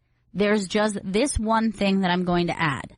So when I tell you that, you have to decide if this thing is a pro for you, a con, it's neutral, or it is a total deal breaker. And the relationship is over. All right, so PC&D. PC&D. PC&D. PC&D. PC&D. PC&D. Constantly spoils movies and TV shows for you. Deal breaker. Neutral. Because I spoil things for myself. Yeah, you're weird. Like, you almost don't count because I've never met a person who doesn't He also care. spoils it for others. Yes. I try not to. But you do because you don't understand the value of not having something spoiled. I almost think that you're not even basically what I've just said is Chris Stanley is what I just You know what? He came said up with the you know first how I premise. just started watching The Wire, right? Yeah. He said to me, have you seen the episode that Omar dies in? Oh and my I go, God. What are you he's my favorite. I thought, I wanted to know if you'd gotten up to it yet, that's all. No. I didn't, Chris. And now guess what? What? I'm refusing to watch the ends of it. No, you have to. To punish, I'm going to take poison and watch the world die. No, I think that just means they're a rude person if they spoil stuff. Vito, is spoiling movies and TV shows pro, con, neutral, deal breaker? It's a con because I'm just going to try to see the movies and the shows before they do and just hope I can edge them out. But it's a con. You're going to live your life like that. Yeah, live my But you think it's about the movies and TV shows. I think it's about them and what they think of you. Yeah, that's a selfish personality. It's a mean person. It's a Stanley personality. It's a person who wants to eat dessert before dinner. And then dessert for dinner, too. Jen, your answer It's a dessert eater. ruins movies for you. My mom already does this all the time, so I'm already Really? used to it. All the time. Oh, Right. it's so So you grew annoying. up with this. So I this is grew up- maybe a yeah. neutral for you It's all- because it's like the life you've I'm been used living to since it. childhood. Yeah, I'm like, all right, I'm going to ask you a premise, and she tells me the whole story. Then I changed my mind because I think your mom's hot. No, she is a rude person. All right, PC&D. You didn't do yours. Oh, Yeah. deal breaker. Deal Like breaker. a Okay. hideous deal breaker could not go on. Good. I could not date Chris Stanley. But I bet you end up dating him. I know. I know what happens in the next season of Game of Thrones. I keep trying to ask you if you want to. Let me tell you one thing. This is driving me How fucking do you nuts. know? Because he reads the fucking spoilers of a show that he loves. But how do they know if they All right, so apparently some scripts got leaked, and never believe that? and people have also lined up. Like they see where they're shooting. People just go to where they're shooting and take pictures of the sets and like of who's. Yeah, but that's not sets. going to be a spoiler. You're not going to know. I could give you the sets of The Godfather. You wouldn't be able to tell what happened. And there's going to be a marriage. And extras talk. What happens at that toll booth? I'm positive I know what's happening in the next season of Game of Thrones. But this is the thing that he keeps saying to me over and over. Yeah. Let me just tell you one thing. And I'm like, no, not one fucking thing. I don't even care if it's an insignificant thing. I don't want to know. It wouldn't be an insignificant thing. I tell you a major plot line. But I read this. I have no one to talk to about it. Yes, because you didn't need to read it. Call up Jen's mom. See if you guys can talk. Text me your number. Constantly. Oh my God, would that be your worst nightmare if Chris got together with your mom? That'd actually be kind of fun. All right, you're on. Oh, You are on. Give me that number. God. Next time I see You her. seriously, I'm gonna make my worst wish for you come true. Vito's one going of to be those with your things that- sister, and like- Chris is going to be with your mom. It's like if she just said Beetlejuice a couple times. All right, PC and D. PC&D. PCND. PC&D. PCND. Friends with your ex and always wants to hang out with, like double date, do stuff that involves your ex.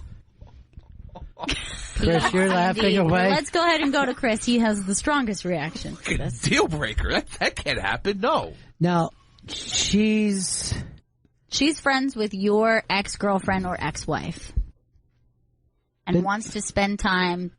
She's her friend. She wants to hang out. it sounds like she wants to spend time in a three-way. Because that's where this is heading. No, you've got to take that off the table. It's very clear. what's No your- three-way dance. But how would you know? I mean, it's all there. It's all, Let's say you already just like made a joke to just see how it went, and it was immediately shot down. Okay, then she's waiting for her to leave and me to bang the ex. Look, here's the thing is, it's already weird enough. Can you hang out with an ex? I would love to be that kind of person, but I just don't think it could ever happen or has ever happened. You don't think it's possible to just be friends with your ex? I think it's all still on the table. Yeah. You know what I mean? I'm friendly with an ex, but we're not friends. We don't spend time together. We don't call each other. All right, I would say this then. I would act friendly towards an ex. Right. Which I think maybe is what he is doing. But I feel friendly about it. Chris, could you go with one of your new Tinder dates and Mr. Big? Could you guys go out to a dive bar? Just a and drink? past Tinder date. You want a pound Jameson tonight? All right, I'm really interested in Jen here, who I like to call Little Miss Jealousy. She is. She is a jealous girl. But it depends on how the relationship with the other person ended. Like, if we ended as friends and it's like, okay, I'm going to date your friend now, we can all hang out. You got a new girl. All right, I'm It's very, fine. very impressed. That's surprising. But if it ended bad, oh, no. But then I feel like the person I'm dating would be really pissed off about that. Like, oh, why are you still angry about your old relationship with him? Right. If you're showing that you're uncomfortable with it, then maybe what you're showing is you still have feelings. Do you think that that's true, though? Do you think, like, when you're acting like I can't even be around that person, it's sexual tension? Or just like still hurt over it, even if it's not sexual Hey, tension. But it's it's up just to like, me when I get over my pain. You're like, I know that Chris has pain from his ex, right? Yeah. I mean that thing. We shouldn't see each other, be in the same room, or go on double dates with people. Why don't you just say that you shouldn't be with other people? That could be where we're setting. Yeah. Let's be just responsible that you shouldn't be on dates with anyone. You gotta keep trying though, Ron. Oh, that's sweet. Gotta keep hurting other people. Oh, I like the idea of that. Let's spread it around a little bit. all right, Vito, PC and D. Same question. It's a deal breaker because I'm still very affected by my breakup, so that wouldn't be good for me. It would be just an emotional. It would And be I know awful. who she's with now. I don't like this. I've seen her around a couple times. Does he seem Is happy? that why you won't come down to the stand? Is she down at the stand? I'm not asking that. I'm just saying, because even Anthony asked about you, said you used to come down all the time. Said you invited him to the show before. No, Joe said that to me, not Anthony. Joe. Yeah, Joe's my buddy. I love that dude. But he goes, how come Vito doesn't come down here anymore? And I just pointed at her. I go, that's still driving him crazy. Yeah, I don't want to be near her. But once I break up with somebody, I never speak to them again, and I never acknowledge their existence ever again. That sounds healthy. Yes, it's good for you. Not at all. I mean, it blocks it out, and then one day when I think about it, my whole week is fucked up. He took a old butcher knife and carved out his tattoo right up his arm. Just make it into wino. I hear that works just as well. It turned out to be true. He is wino forever. It's like, this works out. It's actually seeming like he like that's the reason he was with her forever. It's like, wino's right in the name. That's something I am. And I am going to kind of agree with Jen. I feel like the guys had more strong, like, absolutely no, never. And I just kind of feel like, yeah, if it's cool, if it's not like something really dreadful happened, we're just not together, I easily could. And here's could the do thing, that. then why aren't you two together if it hasn't been so awful to break up? Right. Maybe you shouldn't have broke up after all. Or maybe it was like a bad breakup when it happened, but then there's been years and time, and you go, Does that okay. happen, Chris? No. Does that happen? Oh my God, that's happened to me. Yeah, that happens. No. Oh, I forgot. Girls are more shallow than men are. I think guys feel things. It takes us longer to feel something. But if you look at these two guys, they feel deeply. They feel very deeply. Yeah. I was dumped on my birthday. Well, that's just cruel. You mean she actually shed on you? That's what he wanted. She was trying to do present for you. Loves doo-doo. All right. Okay, yes. That's what the implication was. All right, PC and D. PC and D. A, C, and D.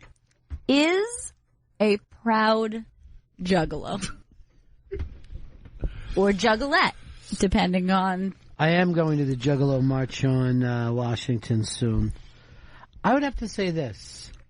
I would be pro, because if they have something that gives them joy, I would never want to stand in the way of that. You would never want to be the kind of partner to be like, this thing that you love, that had no hurt to me, Right, I would take away from you. right. That's very mature. Well, I mean, I think to take away from somebody that you care about seems really sad to me. Now, I would be thinking, why am I dating a juggalo?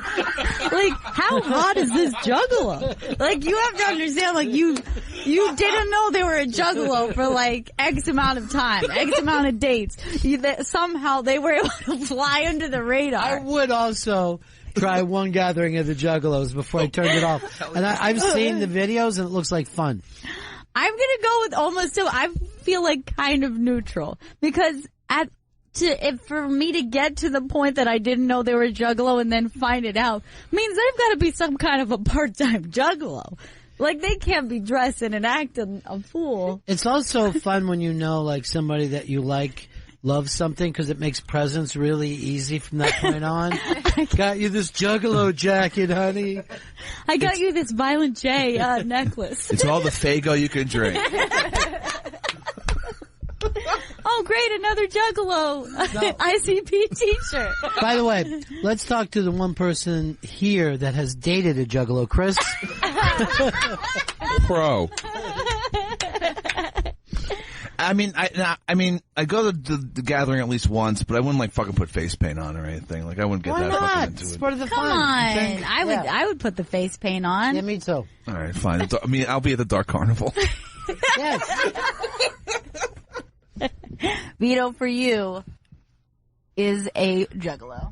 I mean, like, I feel like I have to be fair and I have to be neutral to the person, because I'm going to be like, hey, you want to come to this wrestling match with me and wear this Dolph Ziggler t-shirt? Well, guess who does wrestling? The juggalos. Yeah, if they're a juggalo, they like wrestling. Yeah. And they do wrestling at the gatherings. Maybe I should go to the gathering and meet some ladies. This is going to be perfect for you. Don't you remember when they used to be wrestlers in the WWE? Yeah, they were then they started their own, like, federation too, right? Yeah. Yeah. I maybe I should go to the gathering, meet some girls. I mean, you're too afraid to do Tinder. Maybe this is you're into He's too tender to do Tinder. No, I grew up in the age where you're told don't meet strangers on the internet, so Tinder still fucks with me. Oh, come on. Everyone's a stranger. What are you Those are going to the do? people who Meet are friends using. on the internet? Yeah. I'll see which one of my Ew. friends will date me. I saw a thing, the guy from Tinder just said this. Within 5 years, there won't be any swiping. You will just go to Tinder, and they will say, this is the perfect girl for you. Or this is the perfect guy for you. I don't like that at all. I like fucking going out there and seeing who's wrong for me. It's fun. It's kind of fun. But for them, is it? Oh, no, not at all. Oh, they're not having any fun. All right, Jen. Final one. I'm pretty neutral about it. You know, know, if I really like him and he's really hot, like, you know, I'll Really hot juggalo. really Here's the hot thing juggalo, that's fine. that amazes me. And now you know, Bennington show, okay with dating juggalos. Like, we are all really okay with dating juggalos. Proud of us. We are either okay with it or into it. Well, we did used to, everybody come to the greatest show. All right, that is so damn funny. That is funny. We learned something about ourselves playing this game today. I like that. Now, coming up, we're doing an Unmasked in honor of Patrice O'Neal. We had planned to do this the day of the Patrice O'Neal benefit, but there was something else happening at the time. But so many people have told me that they went over the iBang and checked this out. I think 400,000 people have listened to this on YouTube. So we wanted to play it one more time and just, you know, Patrice is the best. You know, it was so much fun. And as I always say, this is the one that got me thinking, yeah, I do want to keep doing Unmasked. Now, Patrice's good friend, Robert Kelly, has put together a great show that we're going to be part of. Yeah, that's Creeps with Kids. It's March 6th at the Village Underground, and you can go to ComedyCellar.com for tickets. ComedyCellar.com. There's a link up on Twitter right now. So we'll take a break here, Chris, and we come back. It's Unmasked with Patrice O'Neal.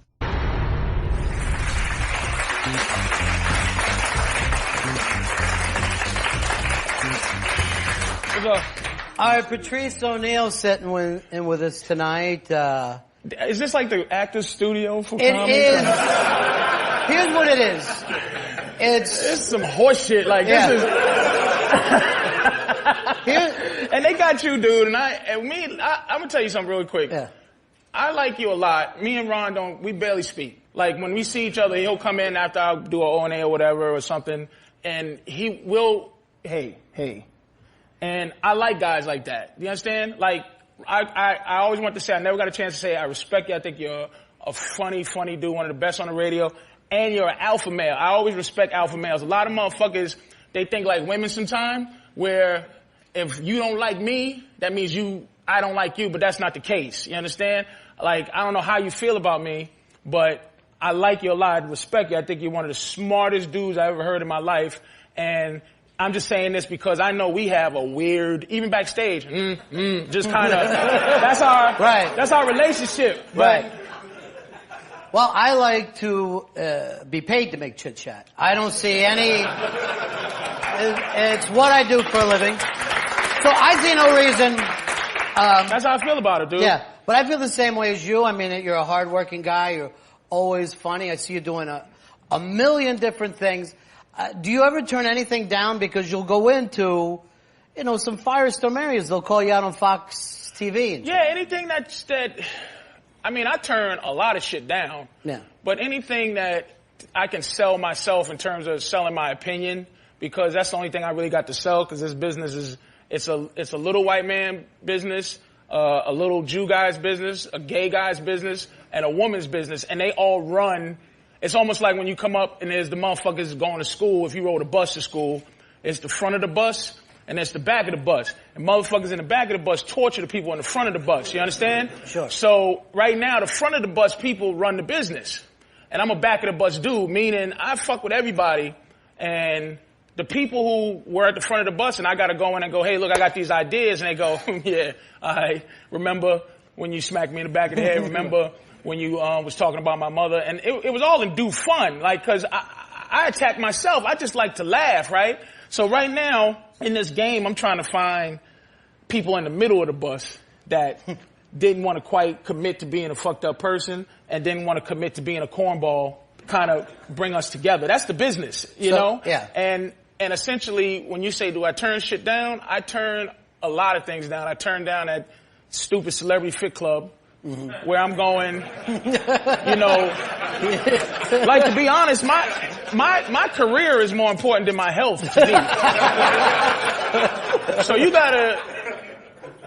they're saying you gotta be not only you have to be a fat has-been. and I never even was yet. You know what I'm saying? So I'm like noted. That was an unexpected question instead of saying no. What I say yes to is things like Fox, because it's just, first of all, I think black people, we need some kind of agenda beyond just being angry every time a white guy says some shit that's supposed to hurt our feelings. I think we came further than that. So it's a chance. It's a chance for me to do that Fox thing. That Fox thing fucks me up because I got a lot of you a sellout emails. Oh, really? You fucking damn sellout motherfucker. You saying shit, white guys and shit. Because it looked like I was just defending middle-aged white men every week for saying shit. Right. But the reason I was on there defending speech is because, for real, black people own speech right now. We own it. That's our reparation. It's an unwritten thing that we can say what the fuck we want, and white guys can't say what the fuck they want. And our biggest ally in terms of black folks moving ahead is that white guilt. White guilt is a big time ally. White people going, I feel so bad for slavery, even though you're originally from Poland or something, you had nothing to do with slavery, but you feel that white guilt that comes along with it. Good. So I can say what the fuck I feel like saying, and you stuck. And I just want to say to black folks, shut the fuck up till we get our shit together. Because we got too many hypocrites that on our end. You know what I mean? It's like, I don't want somebody to throw something. If I say you a piece of shit, and then somebody says to me, well, what about when you go to Brazil and fuck hookers sometime? I'm gonna go, well, that's not, I don't want to go, well, that's a different piece of shit. This is nothing like Actor Studio. I can't see this ever getting on TV of any kind. I was sitting here listening. I can't even think that porno channels would want to play this at all. Yeah. But that's why it's like somebody asked me in the back, you're not on O&A as much anymore. I'm not done yet in terms of being offensive, I think. Mm-hmm. And I think O&A, and I'm not saying they're done in terms of being offensive, but they're tired of fighting. You know what I mean? They're becoming generals, and soldiers fight. And I think they went through the soldier phase, and now they're generals, man, and they don't feel like boxing the powers that be right now. And I think that I don't want to go in there and do a goofy thing and go in there and be how I am, which is completely unedited racist, unedited sexist, unedited piece of garbage, man, till I'm done. And I'm not done yet. So, if I'm not on there because of that, I understand. I wouldn't have me on there. Like, they pulled off the Black Phillip thing I do on XM where my whole show is just talking about women and how women, we don't like them, and I don't like them. They had to yank me off. I'm not upset about that, but I'm not finished yet, offending people, Why is that, Patrice? What is it that you're trying to do here? That's a good question. Yeah. What are you trying to do with this? It ain't make money, because I'm stuck. One thing I learned about this game early, is it's a lonely game. It's a lonely journey. It's really hard. Like my mother didn't support me. She supports me now, but it's one of them things. It's like, this shit is a dream. And you ever dreams are something you do by yourself. You ever have a dream and then try to tell somebody the dream you had? You wake up and be like, hey, here's what I was dreaming. And they be like, really? Really? So, unicorns, and then what happened? That's the same thing as saying, I want to do something besides be what's already planned out. Plumber, doctor, lawyer, dentist. There's a plan. This thing here is like a leap of faith, and you just keep falling. Now, to answer your question, what I'm trying to do is be righteous. And when I say righteous, I don't mean God, God righteous. I mean, just when I wake up, I know I was honest to myself. You know what I mean? And I did the whole tap dance, dude. People be like, why do you play ball? I did it. I tap danced like you wouldn't believe. Aspen 1998. I mean fucking like hot shoes trying to get something. What does it mean to an end? Yeah. I was trying to get something. And I went to LA and I was sitting there, I was like 100 pounds bigger than I am now, dude. and I was sitting, and my stomach is like fucking sitting out here, and I had 2 Whoppers with cheese because they were 99 cents, dude. And that's all I could afford to eat every day was a Whopper cheese. It was just sitting on my stomach. And if I had a gun, dude, I'm telling you, I'd have shot myself. I understand suicide. Because you couldn't do the act the way you wanted to. Because I was trying to get something from what I do. And I argue with a good friend of mine, Dante. He does a show with me. Because the whole show and the business thing, I'm in complete disagreement with that. It's just that, you know, I'm lucky enough to be able to get some money out of this shit, out of this, what I do. But it's big, man. Comedy is big. What it is being political and having, because I more want to be a cult figure. I want to make some money, but I felt the feeling of trying to make it, and that vague make it, that emptiness of, I made it. What's it? You know what I'm saying? So I just do it because when a guy says to me, dude, man, you changed my life. That feels good. If a dude says you changed my life, or a woman says you changed my life for some goofy shit you did, that means something. That's it. I want to change lives, but not be profound about it. That's why I think Richard Pryor was who he was. And I think George Carlin's who he is. And I put them 1 and 2 because I think they both have a righteousness. Because George Carlin's story is heavy, man. He was already a millionaire. And Richard Pryor was already a millionaire. And they just had this is wrong. This sucks. Even though they got the millions, but they went down. I mean, their lifestyle went down. On this journey that you're on, okay? You're not getting the same response as a guy who's an actor. For some reason, they see a stand-up comedian, here's a guy jacking around or whatever, and you're going in a different direction than maybe even your own audience sees. Right. It's tough, dude. It's tough because I get a lot of, one of my biggest fan base. It's weird. I've done every genre, a little bit. I think I got a little bit of fans everywhere. And like O&A is one of the biggest parts of my fan base, that core.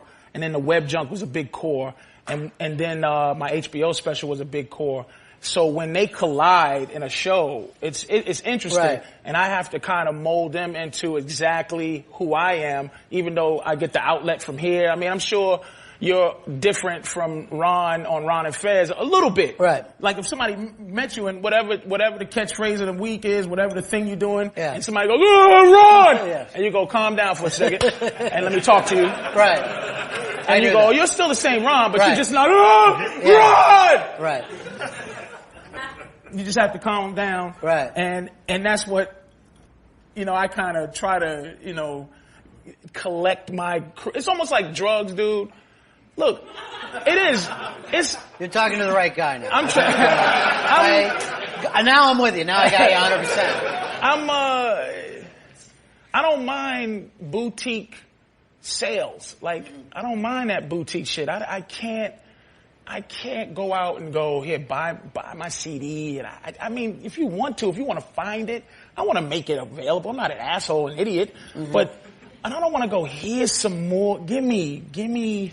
All I want you to do is just sit there and absorb what I'm trying to do. It's like, but the thing about drugs, what I mean is like, it's like if I got some really good coke, I don't need every scumbag everywhere to come try to buy my coke. I have a very boutique.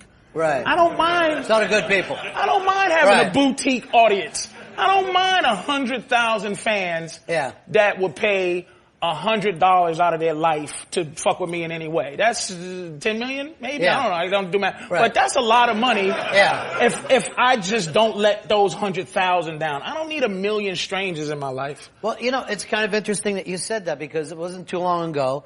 I was reading an interview with Ricky Gervais, who I think genius. I think he's brilliant. He's the guy who started The Office in England. Then he did extras. And they were asking him about doing comedy in America, New York. And he only mentioned one name of comedians that he admires. And that's Patrice O'Neal. And this guy is probably the hottest European comedian. He's big. I mean, The Office, he's big. And, I mean, particularly in England, they're standing in line. So people that I would say are funny, and I'll throw it in with the O&A too, who I think brilliant minds. Yeah. But the people that I tend to think are funny are fans of yours, and so maybe you are chasing that. Well, I think they feel that it's not. Again, saying something's not pretentious is almost pretentious. Saying that I'm not trying to be this is being that. But I fight hard to not have an editing system. I try to fight hard. Like, Ricky Gervais probably got to know me from my time of going to England. Because it was a time where I got essentially thrown out of America, wasn't making money. Club owners, like the dude that owns Arizona Improv, he tries. See, a lot of things in this game is weird. Is they try to give you golden handcuffs all the time, and golden handcuffs is when, like, if you're out of control, somebody just gives you something to control you. So you got nothing. They give you 5 G's, give you something, make you scared of losing 5 G's, and then that's how they beat you into being a slave. So I had a lot of that in terms of getting treated like that in clubs. Like, hey man, we're gonna give you this, but you're gonna have to spin in a circle and do this on top of your head and spin it. Nah, nope. I ain't good. So I had to go to England. And England, man, those cocksuckers over there, they are, dude, because they don't understand that we meaning American comedy, and our thought process is 15 years ahead of them.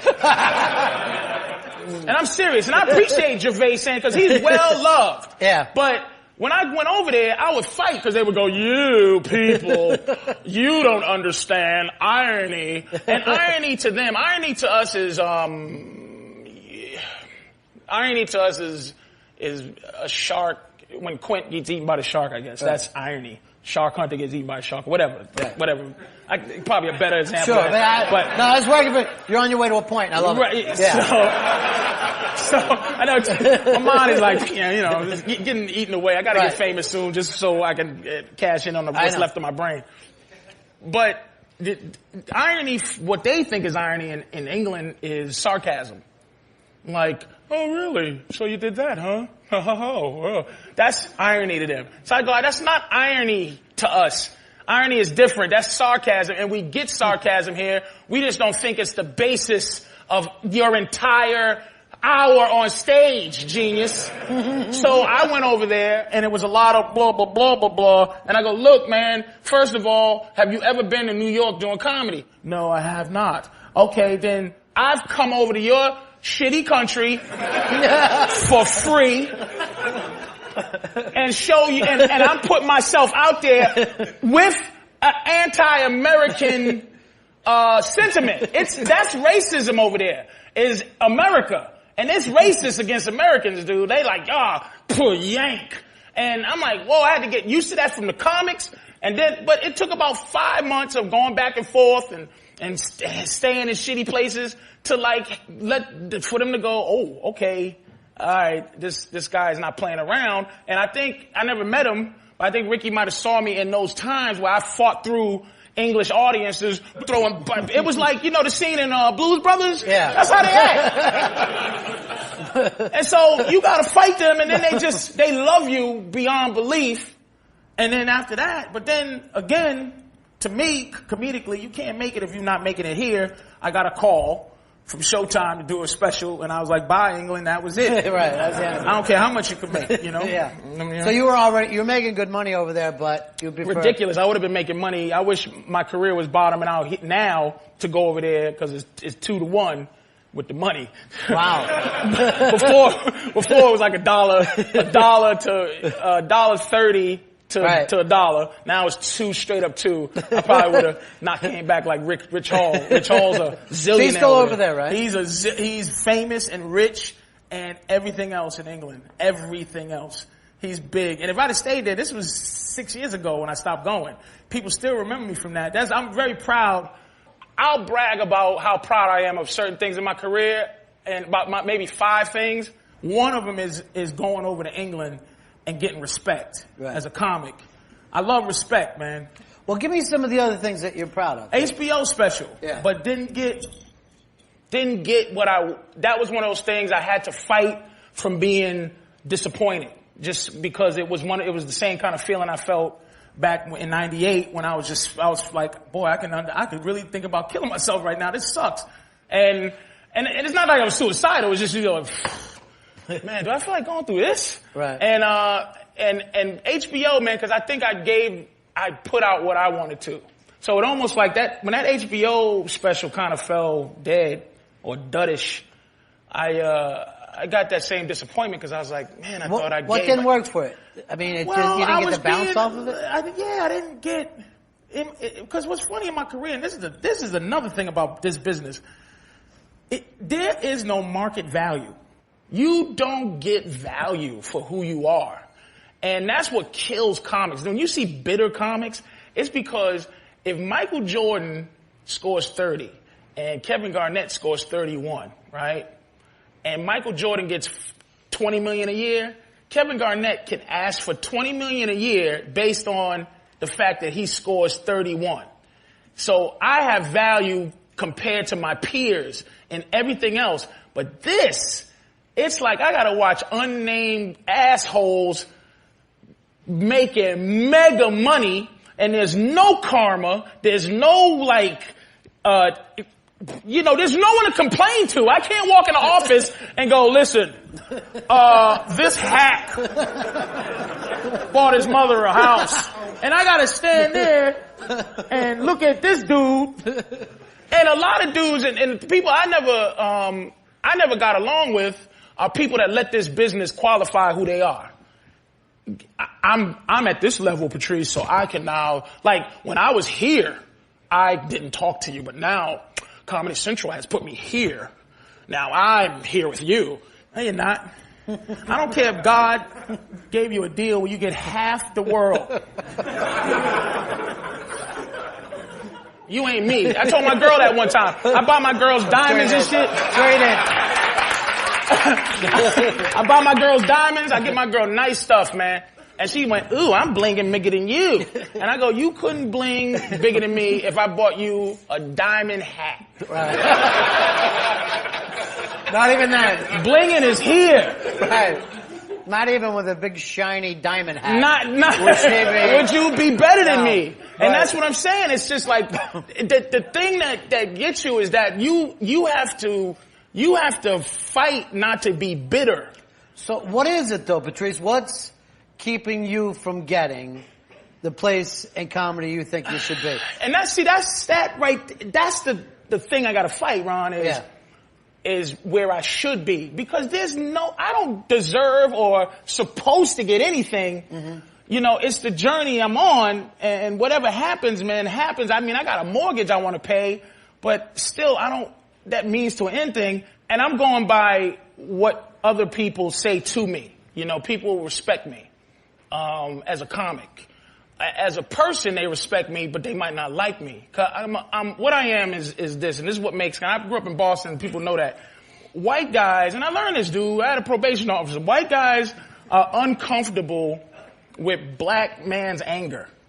Black anger, especially from 6'4", 300 pounds.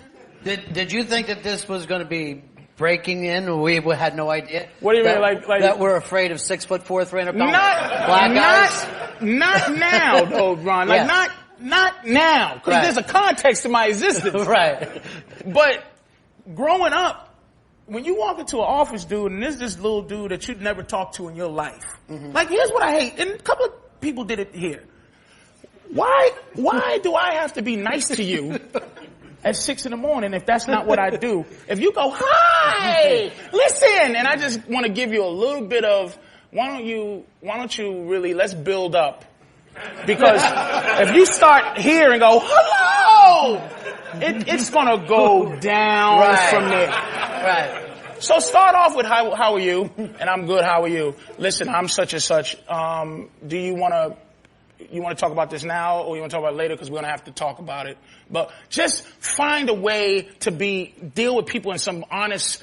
I'm not passive aggressive, but I understand what passive aggressive is. It makes me sick because I'm aggressive. Right. You know what I'm saying? So that's to say why I might not be where I think I should be in terms of my peers, because I'm peers with Dane Cook, I'm peers with Carlos. You know what I mean? Mm-hmm. I think less people know me, but the core Right. There's a core comedy base that goes. Patrice is in there with that. But aren't those guys just one move? Wasn't one spark thing to tip them? Yeah, I mean, like HBO? I respect Dane, but I'm not selling the drug he's selling. I respect Carlos. I ain't selling the drug he's selling. I cannot sell what I'm selling to 20-year-old college girls and 18-year-old high school kids. I can't. I just ain't selling that. I'm gonna offend people. You know what I mean? I don't want those people to come out and go, I see you on Web Junk.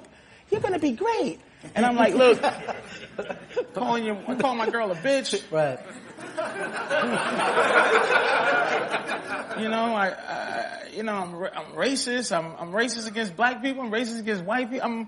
I do a lot of stuff that's like, this is not funny. This is not fun. This is not, this is just, I don't know, what's he doing? And then I'm like, Mom, get the fuck out. I don't want you here anyway.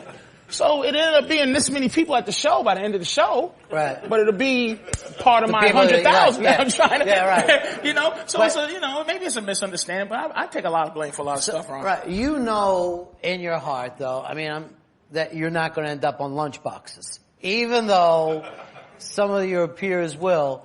Right now, people don't understand, dude. There is to any women in here, there is a quiet, underground, weird man movement going on where guys are getting fed up, dude. I mean, talking to dudes, it's a weird anger.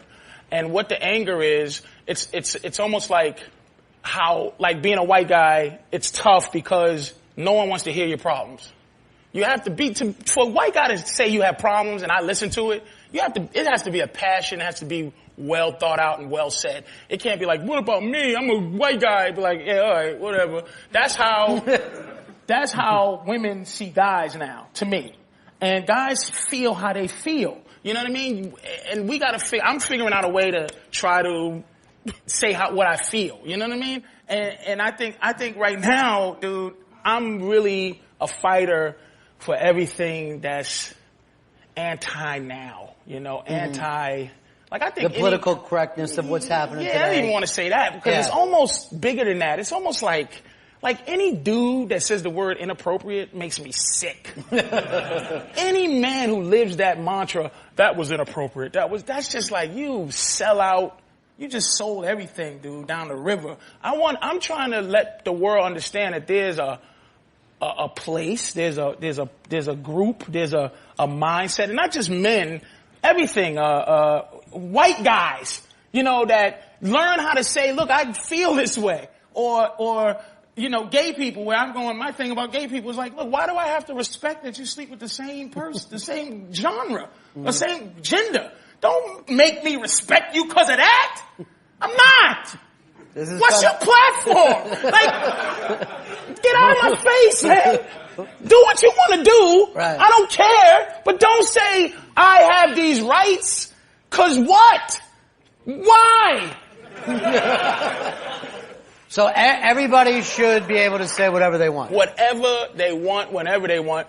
And that's what my big thing on Fox was with black folks is like, white people ain't the oppressor no more. It's almost like we need a new platform. We need a new thing. Like, I think we're getting lazy. We did the 60s. We got hoes. We came through that. And now and we just want to attack anybody that, we nigga, get him. Like, I don't even know what that means, like, anymore. I think, Malcolm X and anybody else who fought for those times, a million names, but it's like, we could do better. Like, well, Pryor is a guy who turned his back on that word and said, I'll never use it again. Paul Mooney. Because of his own personal, what it meant to him when he went down there and he saw. Now, when I listen to Pryor say that, now, I watch Africa. First of all, I don't look at Africans and go, they're us. Right. Not feeling that. I'm not feeling. He stopped saying the word nigger because he went to Africa and had a moment. Right. If I ever go to Africa and have a moment, that may happen. Right. But I haven't had a moment. I know Africans that don't like black Americans. Africans don't look at rap and go, look what we did. You know what I'm saying? Those people, the Americans, they don't like us. They see what I believe this to be, and I don't even have it all fully, so it could come out crazy. But I think black people are adaptations of Africans. Africans ain't even Africans no more. The Africans that we trying to get back to, that we're here, the kings and queens, they don't even have those in Africa no more. Bunch of dictators and thieves and little 10-year-olds with AK-47s. That's what I see. I'm sure there's a Garden of Eden somewhere that they don't show on Fox. Mm-hmm. But what I see is like, and the attitude here when they selling Oakleys outside and they don't like me, you know? So my thing is I believe that we are a brand new species and we're learning how to be that. And while we're learning how to be that, we should shut the fuck up. We should shut up and learn how to be us. Then we could come challenge white people. White people are fine with them. Like, y'all are fine being white people, fine being white people. Black people, our entire existence is based on how we relate to white folks. I hate that shit. Cause I don't look at white people like my oppressor, dude. You could be smarter. I listen to you. I'm like, God damn, that motherfucker's smart. And I go, I don't think I'm as learned as you, but I don't feel inferior. I'm like, tell me something. You don't see me on Fox trying to make sure I go, see, and the constriction of the situation, because I don't have access to that many words in the dictionary. So I'm doing me. Right. I have an opinion. I never respect people who read something and then repeat it back to me. Like, that's intelligence. I like somebody that takes what they read and then they come up with some abstract thought of their own. That's impressive. Being informed is not impressive to me. I can tell you, well, you didn't hear what happened in Uganda? Nope, not really, nigga, because I had trouble, paying my car note. I heard what happened to Chris Benoit because I'm a wrestling fan. I'm not a Ugandan fan, so I don't look out for Uganda. Whatever. It is what it is. I gotta agree with you there. Everything you said. Now, you brought up Chris Benoit. You worked for the WWE for a while, right? Yeah, very short, but it was fun because I love wrestling, man. I still love it. It's still like almost having if you're a Whitney Houston fan, and from time to time you're just looking just to see if she's coming back because you remember how wonderful she was, and then you kind of, come on, Whitney, you got it today? No? That's me in wrestling now. Right, you always look back. Every Monday I go, come on, baby, come on. Is it this? No, he's shaving his head. All right. Well, I mean, being backstage is an amazing place. Dude, there. it was amazing, but like you meet some people and you like, wow. Like you meet, they're good guys, like The Rock. I met The Rock and I'm like, this dude was nicer than he should have been. Like, it was weird. Rock should have been an ass, but he was just too nice. It always made me uncomfortable. Like, I was like, dude, don't be this nice because it's almost strange. You should be over there. Like, Stone Cold was a little bit, don't come near me. And I'm like, that's more like it, dude. Yeah. Undertaker, nice guy, da-da-da. But my thing was just being at Vince McMahon's house and just his presence, dude. I've had a man crush on 3 dudes where I went, 3. Right. 1, Michael Jordan, because I used to work at Boston Garden selling peanuts and popcorn and stuff. Michael Jordan, just awe-inspiring dude. Just something about him was magic. Like, God damn, I want to be that dude.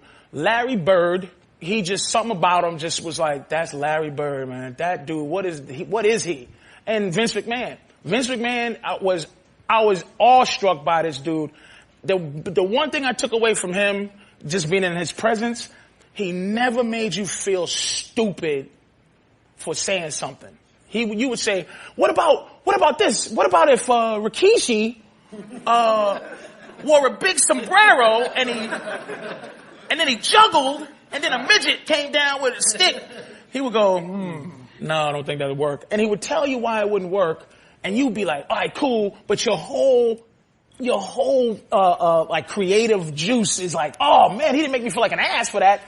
And then you'll say something eventually after 10 that works, and you use it, and you're like, oh. And that dude, it was amazing, man. That dude, I love that dude. And I bet you I only loved him because of those 3-4 days I was there. I got in and out, and that's what I like to do for people that I respect. I don't like to meet them. Never met George Carlin. Don't want to meet him. Glad I never met Pryor because I don't want to be disappointed. Right. I don't want dude to not be who I think they are. Now, I've met some dudes where I go, ugh. And I don't even like them as comics because I met them as a person. You suck. I was going to let all that stuff you did that I knew was hypocritical pass because I didn't really know you. Now I know you. You stink. Right. But Vince lived up to what he was for those couple of days I was there, and I got out of there.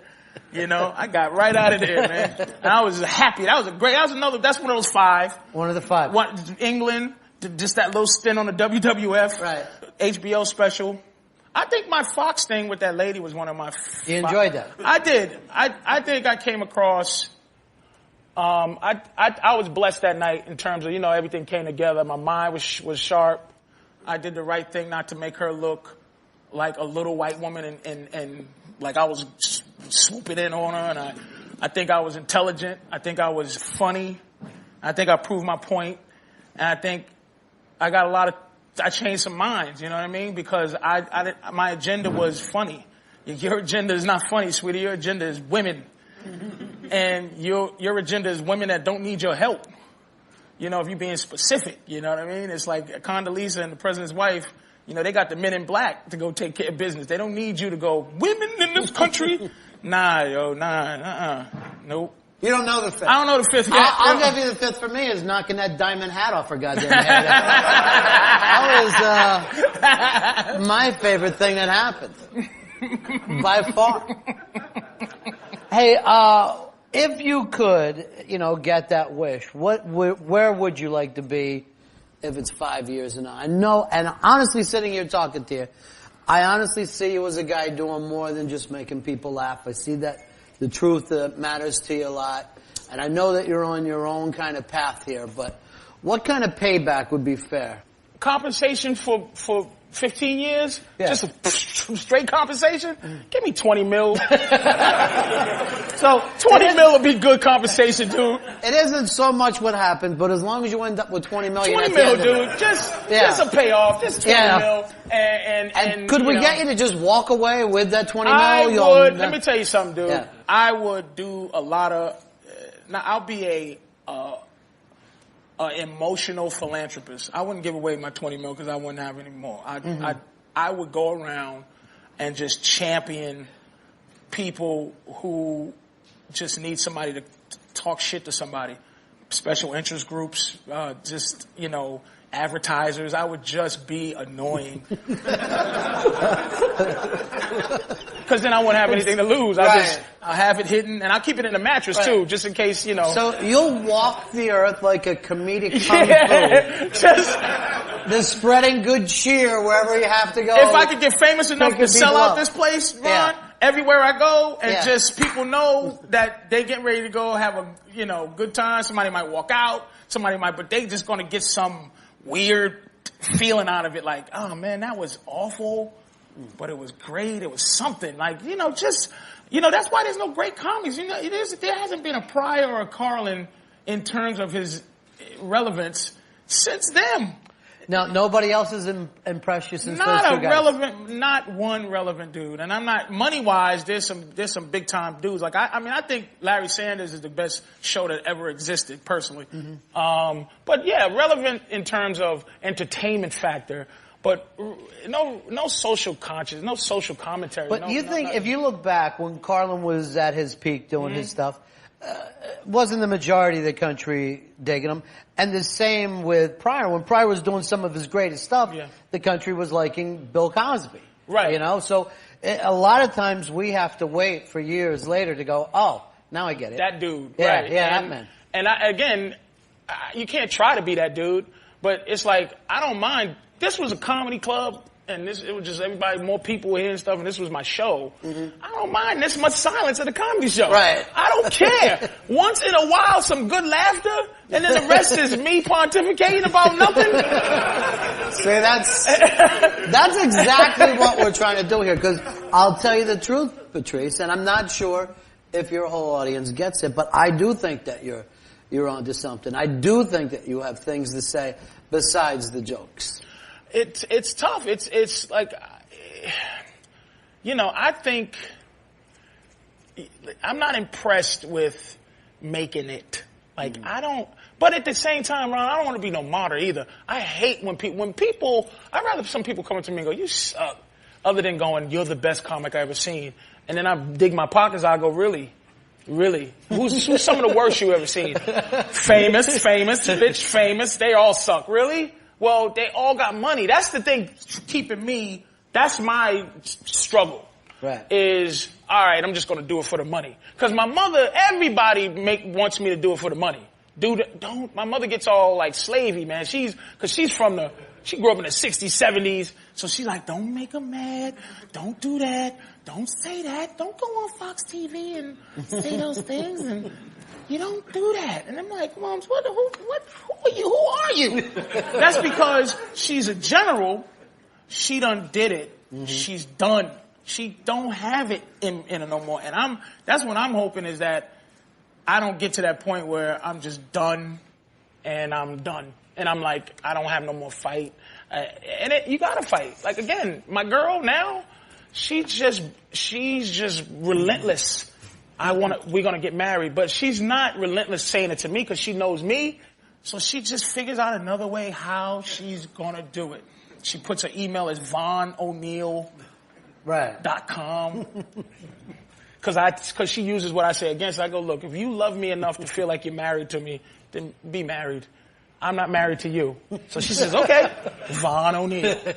She tells people we're married. And after a while, it makes me feel stupid to go, we're not married.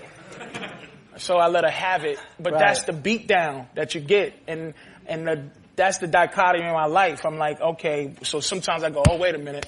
I open my trunk and I see the old pimp card, and I'm like, wait a minute, I gotta dust this off. It's still got a month for expiration.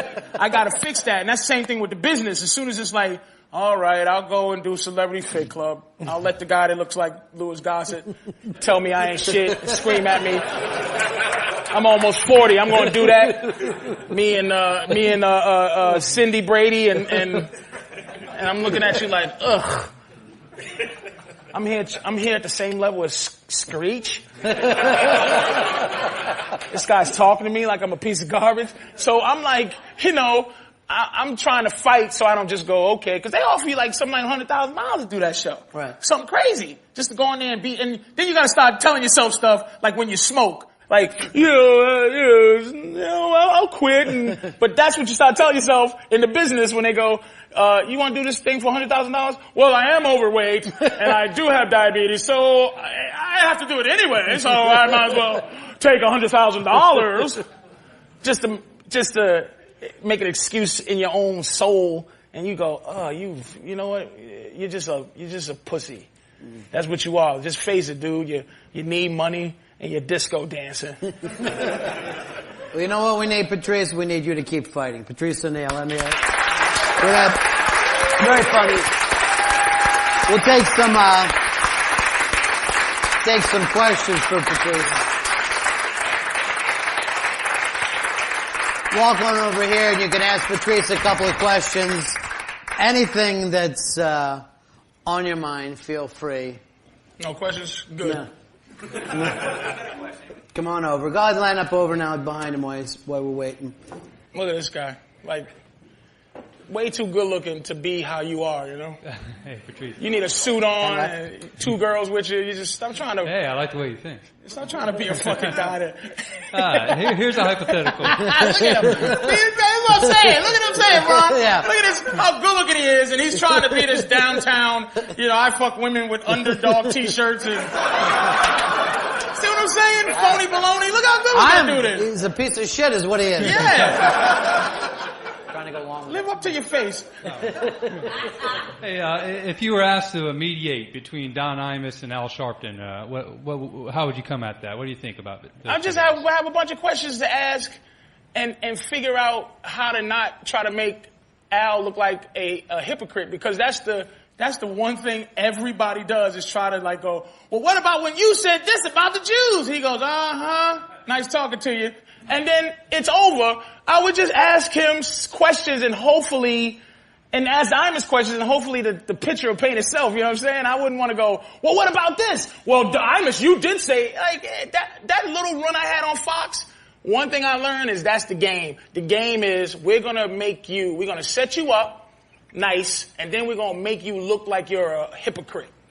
And then we're going to throw hypocrite things at you so you can go, whoa, and knowing that you've been a hypocrite the whole time. I'm not going to, I could never for the rest of my life be a woman activist, ever. Because I've done too many misogynistic things. So if I go, you should do this, unless I start with, I used to be this, I did this, I did that, I said these things and I said these things, but at some point I changed and this is how I feel now. But I can't go, you, and then they go, well, what about this? And I go, well, whatever. So if them two I just have some questions to try to make it build into something so that no one has to defend themselves, that you can actually talk and maybe dig your own grave or maybe shine your own light. Do you think there's a middle ground there where you could actually bring them to? Yeah, they would talk, but you would have to do it so it's not either one of them their comfort zone, because he went to, Imus went to like a black radio, Al's show, to say sorry. And the thing is about bullies, man, bullies don't say, oh, like, hey, listen, give me your money on Monday, and then Tuesday come and go, hey, Monday, thank you so much for what you did for me Monday. I'll never ask you for any more money again. Once you give your balls, they're gone. They're done, dude. And people's power corrupts. If I got your balls in my hand, what do you think I'm going to give them back to you and say that power of having your balls in my hand makes... I got to dribble them, man. Have to. Patrice, how important is it for a comedian right now to have the platform like Ron and Fez, Opie and Anthony right now? What's that mean? On radio? Yeah. It's important in terms of if you want exposure, but I'm ready for exposure. Well, if there's a young comedian, like I say, how much time does a young comedian have on stage? And you could tell the stupidity of each. One who goes, I got an hour. And the other one that goes, I got 10 minutes. Now, if you meet a guy that's been doing a comedy for a year, I know he doesn't have an hour. What he does is have an hour of jokes. But when I say I have an hour, like when you ask me how much time I have on stage or something, and this is referring to your question, I'm ready for anything. Like if I went on Ron's show, I'm ready for anything. If I went on Opie's show, I'm ready for anything. If you say how much time I have on stage, I can do comedy really well. My personality is good for an hour and 20 minutes. I can stay on stage for 2 hours if I want, but I start to imagine that you're getting sick of me after about an hour and 20 minutes. That's how much I have. So what I'm saying is a lot of young cats who just want to be on Ron's show makes no sense because they're not ready for the next level. Unless Ron or Opie and Anthony really love you and they can guide you through that. They can put you on a pedestal because they can make you or break you, but it would have to be at their mercy. If I went on Ron's show and he didn't like me and he wanted to make life difficult, I have enough fuel or enough stuff in my mind where I'm like, oh, you know what? This is what he's trying to do. I'm going to do this. I'm going to do this to protect my interests. But a cat that's on for doing it a year, I'm on Ron, and Ron goes, so stupid. He'll get flustered. He'll be done because he don't have the thing to draw on, man. This game is long and lonely. And that's what you got to be ready to do. A long and lonely road, dude. And you gone at it from a lot of different ways now. You do the radio show, you're doing podcasts, you're doing the stage. What's happening with the podcast? What exactly? Why you know what? That shit is the most fun I've ever had because it really is. If it falls flat, it's my fault. All the stuff I talk about show business, I run that show. And if that does nothing for you at all, you go, ugh, then that good. Now I take the responsibility. I don't have to go, what does a dumb old broad from Bravo know about funny anyway? Now it's me. That's what I love about that. It's a step down in terms of profile. But man, if it works out, dude, it would be that, like you said, that reparation, that 20 mil. even if it was figuratively 20 mil. That helped my career to get where I want, and now this is like, hey, everybody, this is the drug I'm selling. So people come to me, they know exactly. They're not going to come ask me for marijuana. They're going to come ask me for heroin because they know that's what I'm selling. Instead of a heroin deal, and they go, hi, you are great. We love the way you sell heroin. Can you sell marijuana for us? Do you see what I'm selling? So that podcast is selling what I'm selling. You know, that's what that is to me. I really hope you do these drug references with everyone and not just me. Nah. Really? I know you was, that wasn't planned. No gayness and no drug stuff. It just kind of. Yeah, right. I don't know whether you're speaking down to me. Yeah, no. Condescending, Mr. Drug Addict. I'm going to throw innuendo your way. All right, here we go. What do we got? Hey, Patrice, what's your number one piece of advice for young men out there coming up in the world, trying to fight the good fight? Also, how much did that watch cost? Let's be honest.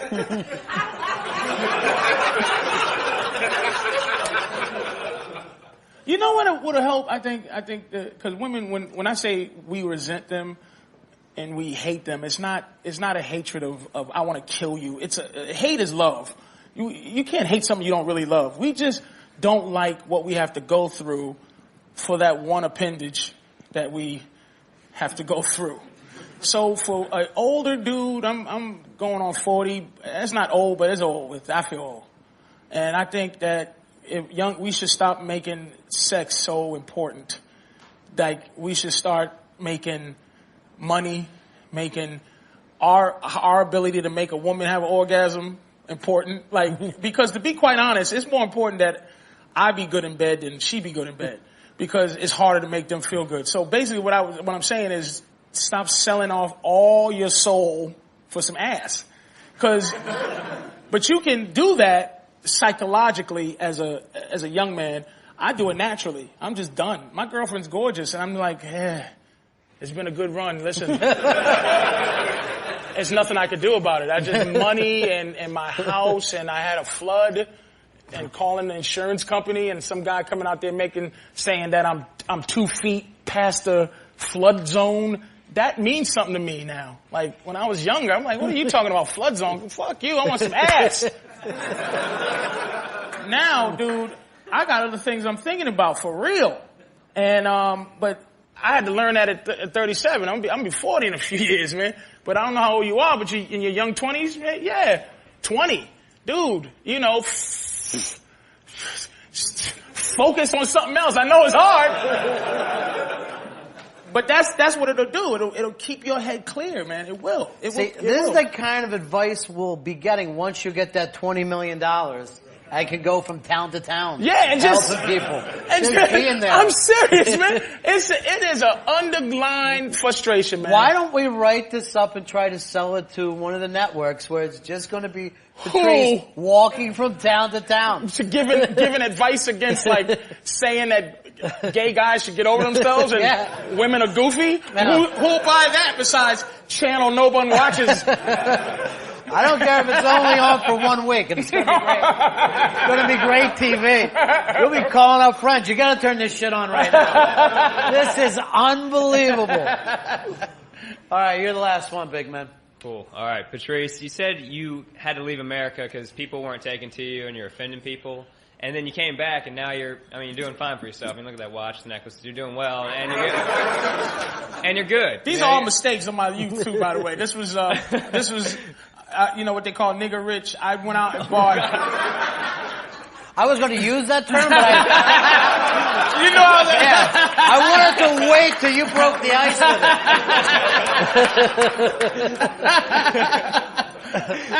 I left, dude. It wasn't the people, you know, because now I've actually created a personality niche that it's like, I've seen a commercial once when I was doing web junk. Someone would go, we want a guy to come in and do this, this, and this. We want a Patrice O'Neal type. And actually it was a commercial that my dumb managers at the time sent me a breakdown for me to go read a Patrice O'Neal type. And it was you. And I was like, wow. I was proud of that. That's the fit. And what it was is What's the fucking question you said again? What's that? It doesn't matter. When I came back. When I came back, fame. it wasn't the people that I left. It was clubs. It was the business. When I came back, I had 2 or 3. Remember those middle of the bus people? 2 or 3 of them that really go, oh man, I love this guy. Like VH1, who I still love. I love the people over there, man. Sherry and all them. Shelly Tatro. She's a nice lady. She said, because she used to see me do those, remember the, 1492 and all that. And I would go in there and I would go, like one of those no things. Yeah. Come on in, Patrice. No! Give a shit about slinkies. And they would just come in, they keep asking me, I go, all right. So I go and do it. They would love, they go, we getting this show, man. Ask Patrice if he'll do it. Nothing's going on, blah, blah, blah. I go, can I do it the way I want to do it? Yeah. All right. Anything I ever got in my career, somebody said, all right, you can, I've never fought. My fight is just with myself and what I decide to do. And then someone goes, put him in there. So anything that I got put in there. And once you get put in there, whatever you are, if you're like some smarmy little dude and people go, I hate him. When you get famous, they'll be like, we're looking for smarmy little dude. So we're looking for loudmouth, opinionated, big black guy. I made that little niche, this big. You know what I'm saying? Before didn't exist. So I went to England where they respect anything artistic. You know what I'm saying? You come back here and it was like, well, all right, we'll try him in that. So then I just developed whatever. So I'm still whatever. Even when I saw you on Letterman, this was the guy. You didn't go on Letterman and dress different or try to talk different. You went on like you knew Dave for a long time, and I did. It seemed to work. And again, going back to being ready. Yeah. I was ready for Letterman. Like in this game, you probably noticed in this business, you never get things that coincide. Like say if there was this is your readiness and this is the gig.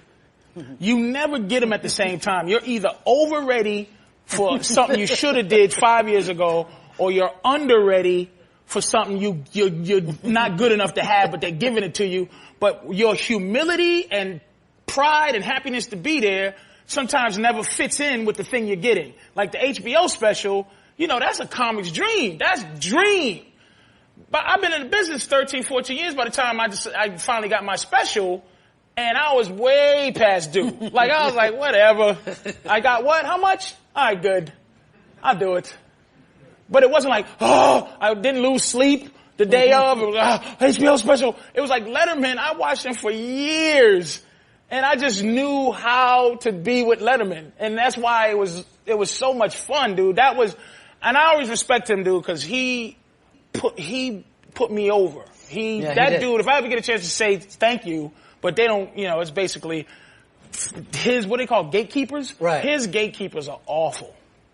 Meaning by the time you get to him, they're like, Dave's gonna do this, Dave's gonna do that. Oh, David. And you get to Dave, he's like, what's happening, man? So your name's Lumumba? What's going on? And if I'm any less ready, I already had the planned out thing that the 10 producers had got to me. And I'm like, Dave, you were supposed to ask me about my shoe size and you didn't. It didn't fluster me. I just go, oh, okay, you gonna ask this? But that dude, if I ever could get to meet him, I'll be like, thanks, man, because he said, he put me over. He went, I like this dude, and you know it. Yeah. When somebody puts you over, and like, what y'all do with Big A? Right. You put him over. Big A, I'm gonna tell you something. The way he is with O and A and the way he is with, I'm telling you, Big A be like this now. Hey, Patrice, how are you? He don't even be like, woo, woo. He be like, good to see you, buddy. When y'all go, a Big A. He's like, that's right, a Big A. And you put him over. Right. And you feel good when somebody does that, dude. I'll always remember Dave for that. He put me over. He was like, I'm gonna make you look good. You know when somebody's doing that. And you know when somebody can make you look good. They can do it. They have power, man. Opie and Anthony, they can make you look good, or they can make you look really bad if they want. And he made me look good, dude. I loved him for that. I loved him for doing that for me. Patrice O'Neal, let me hear it, folks. Hysterical. All right, buddy.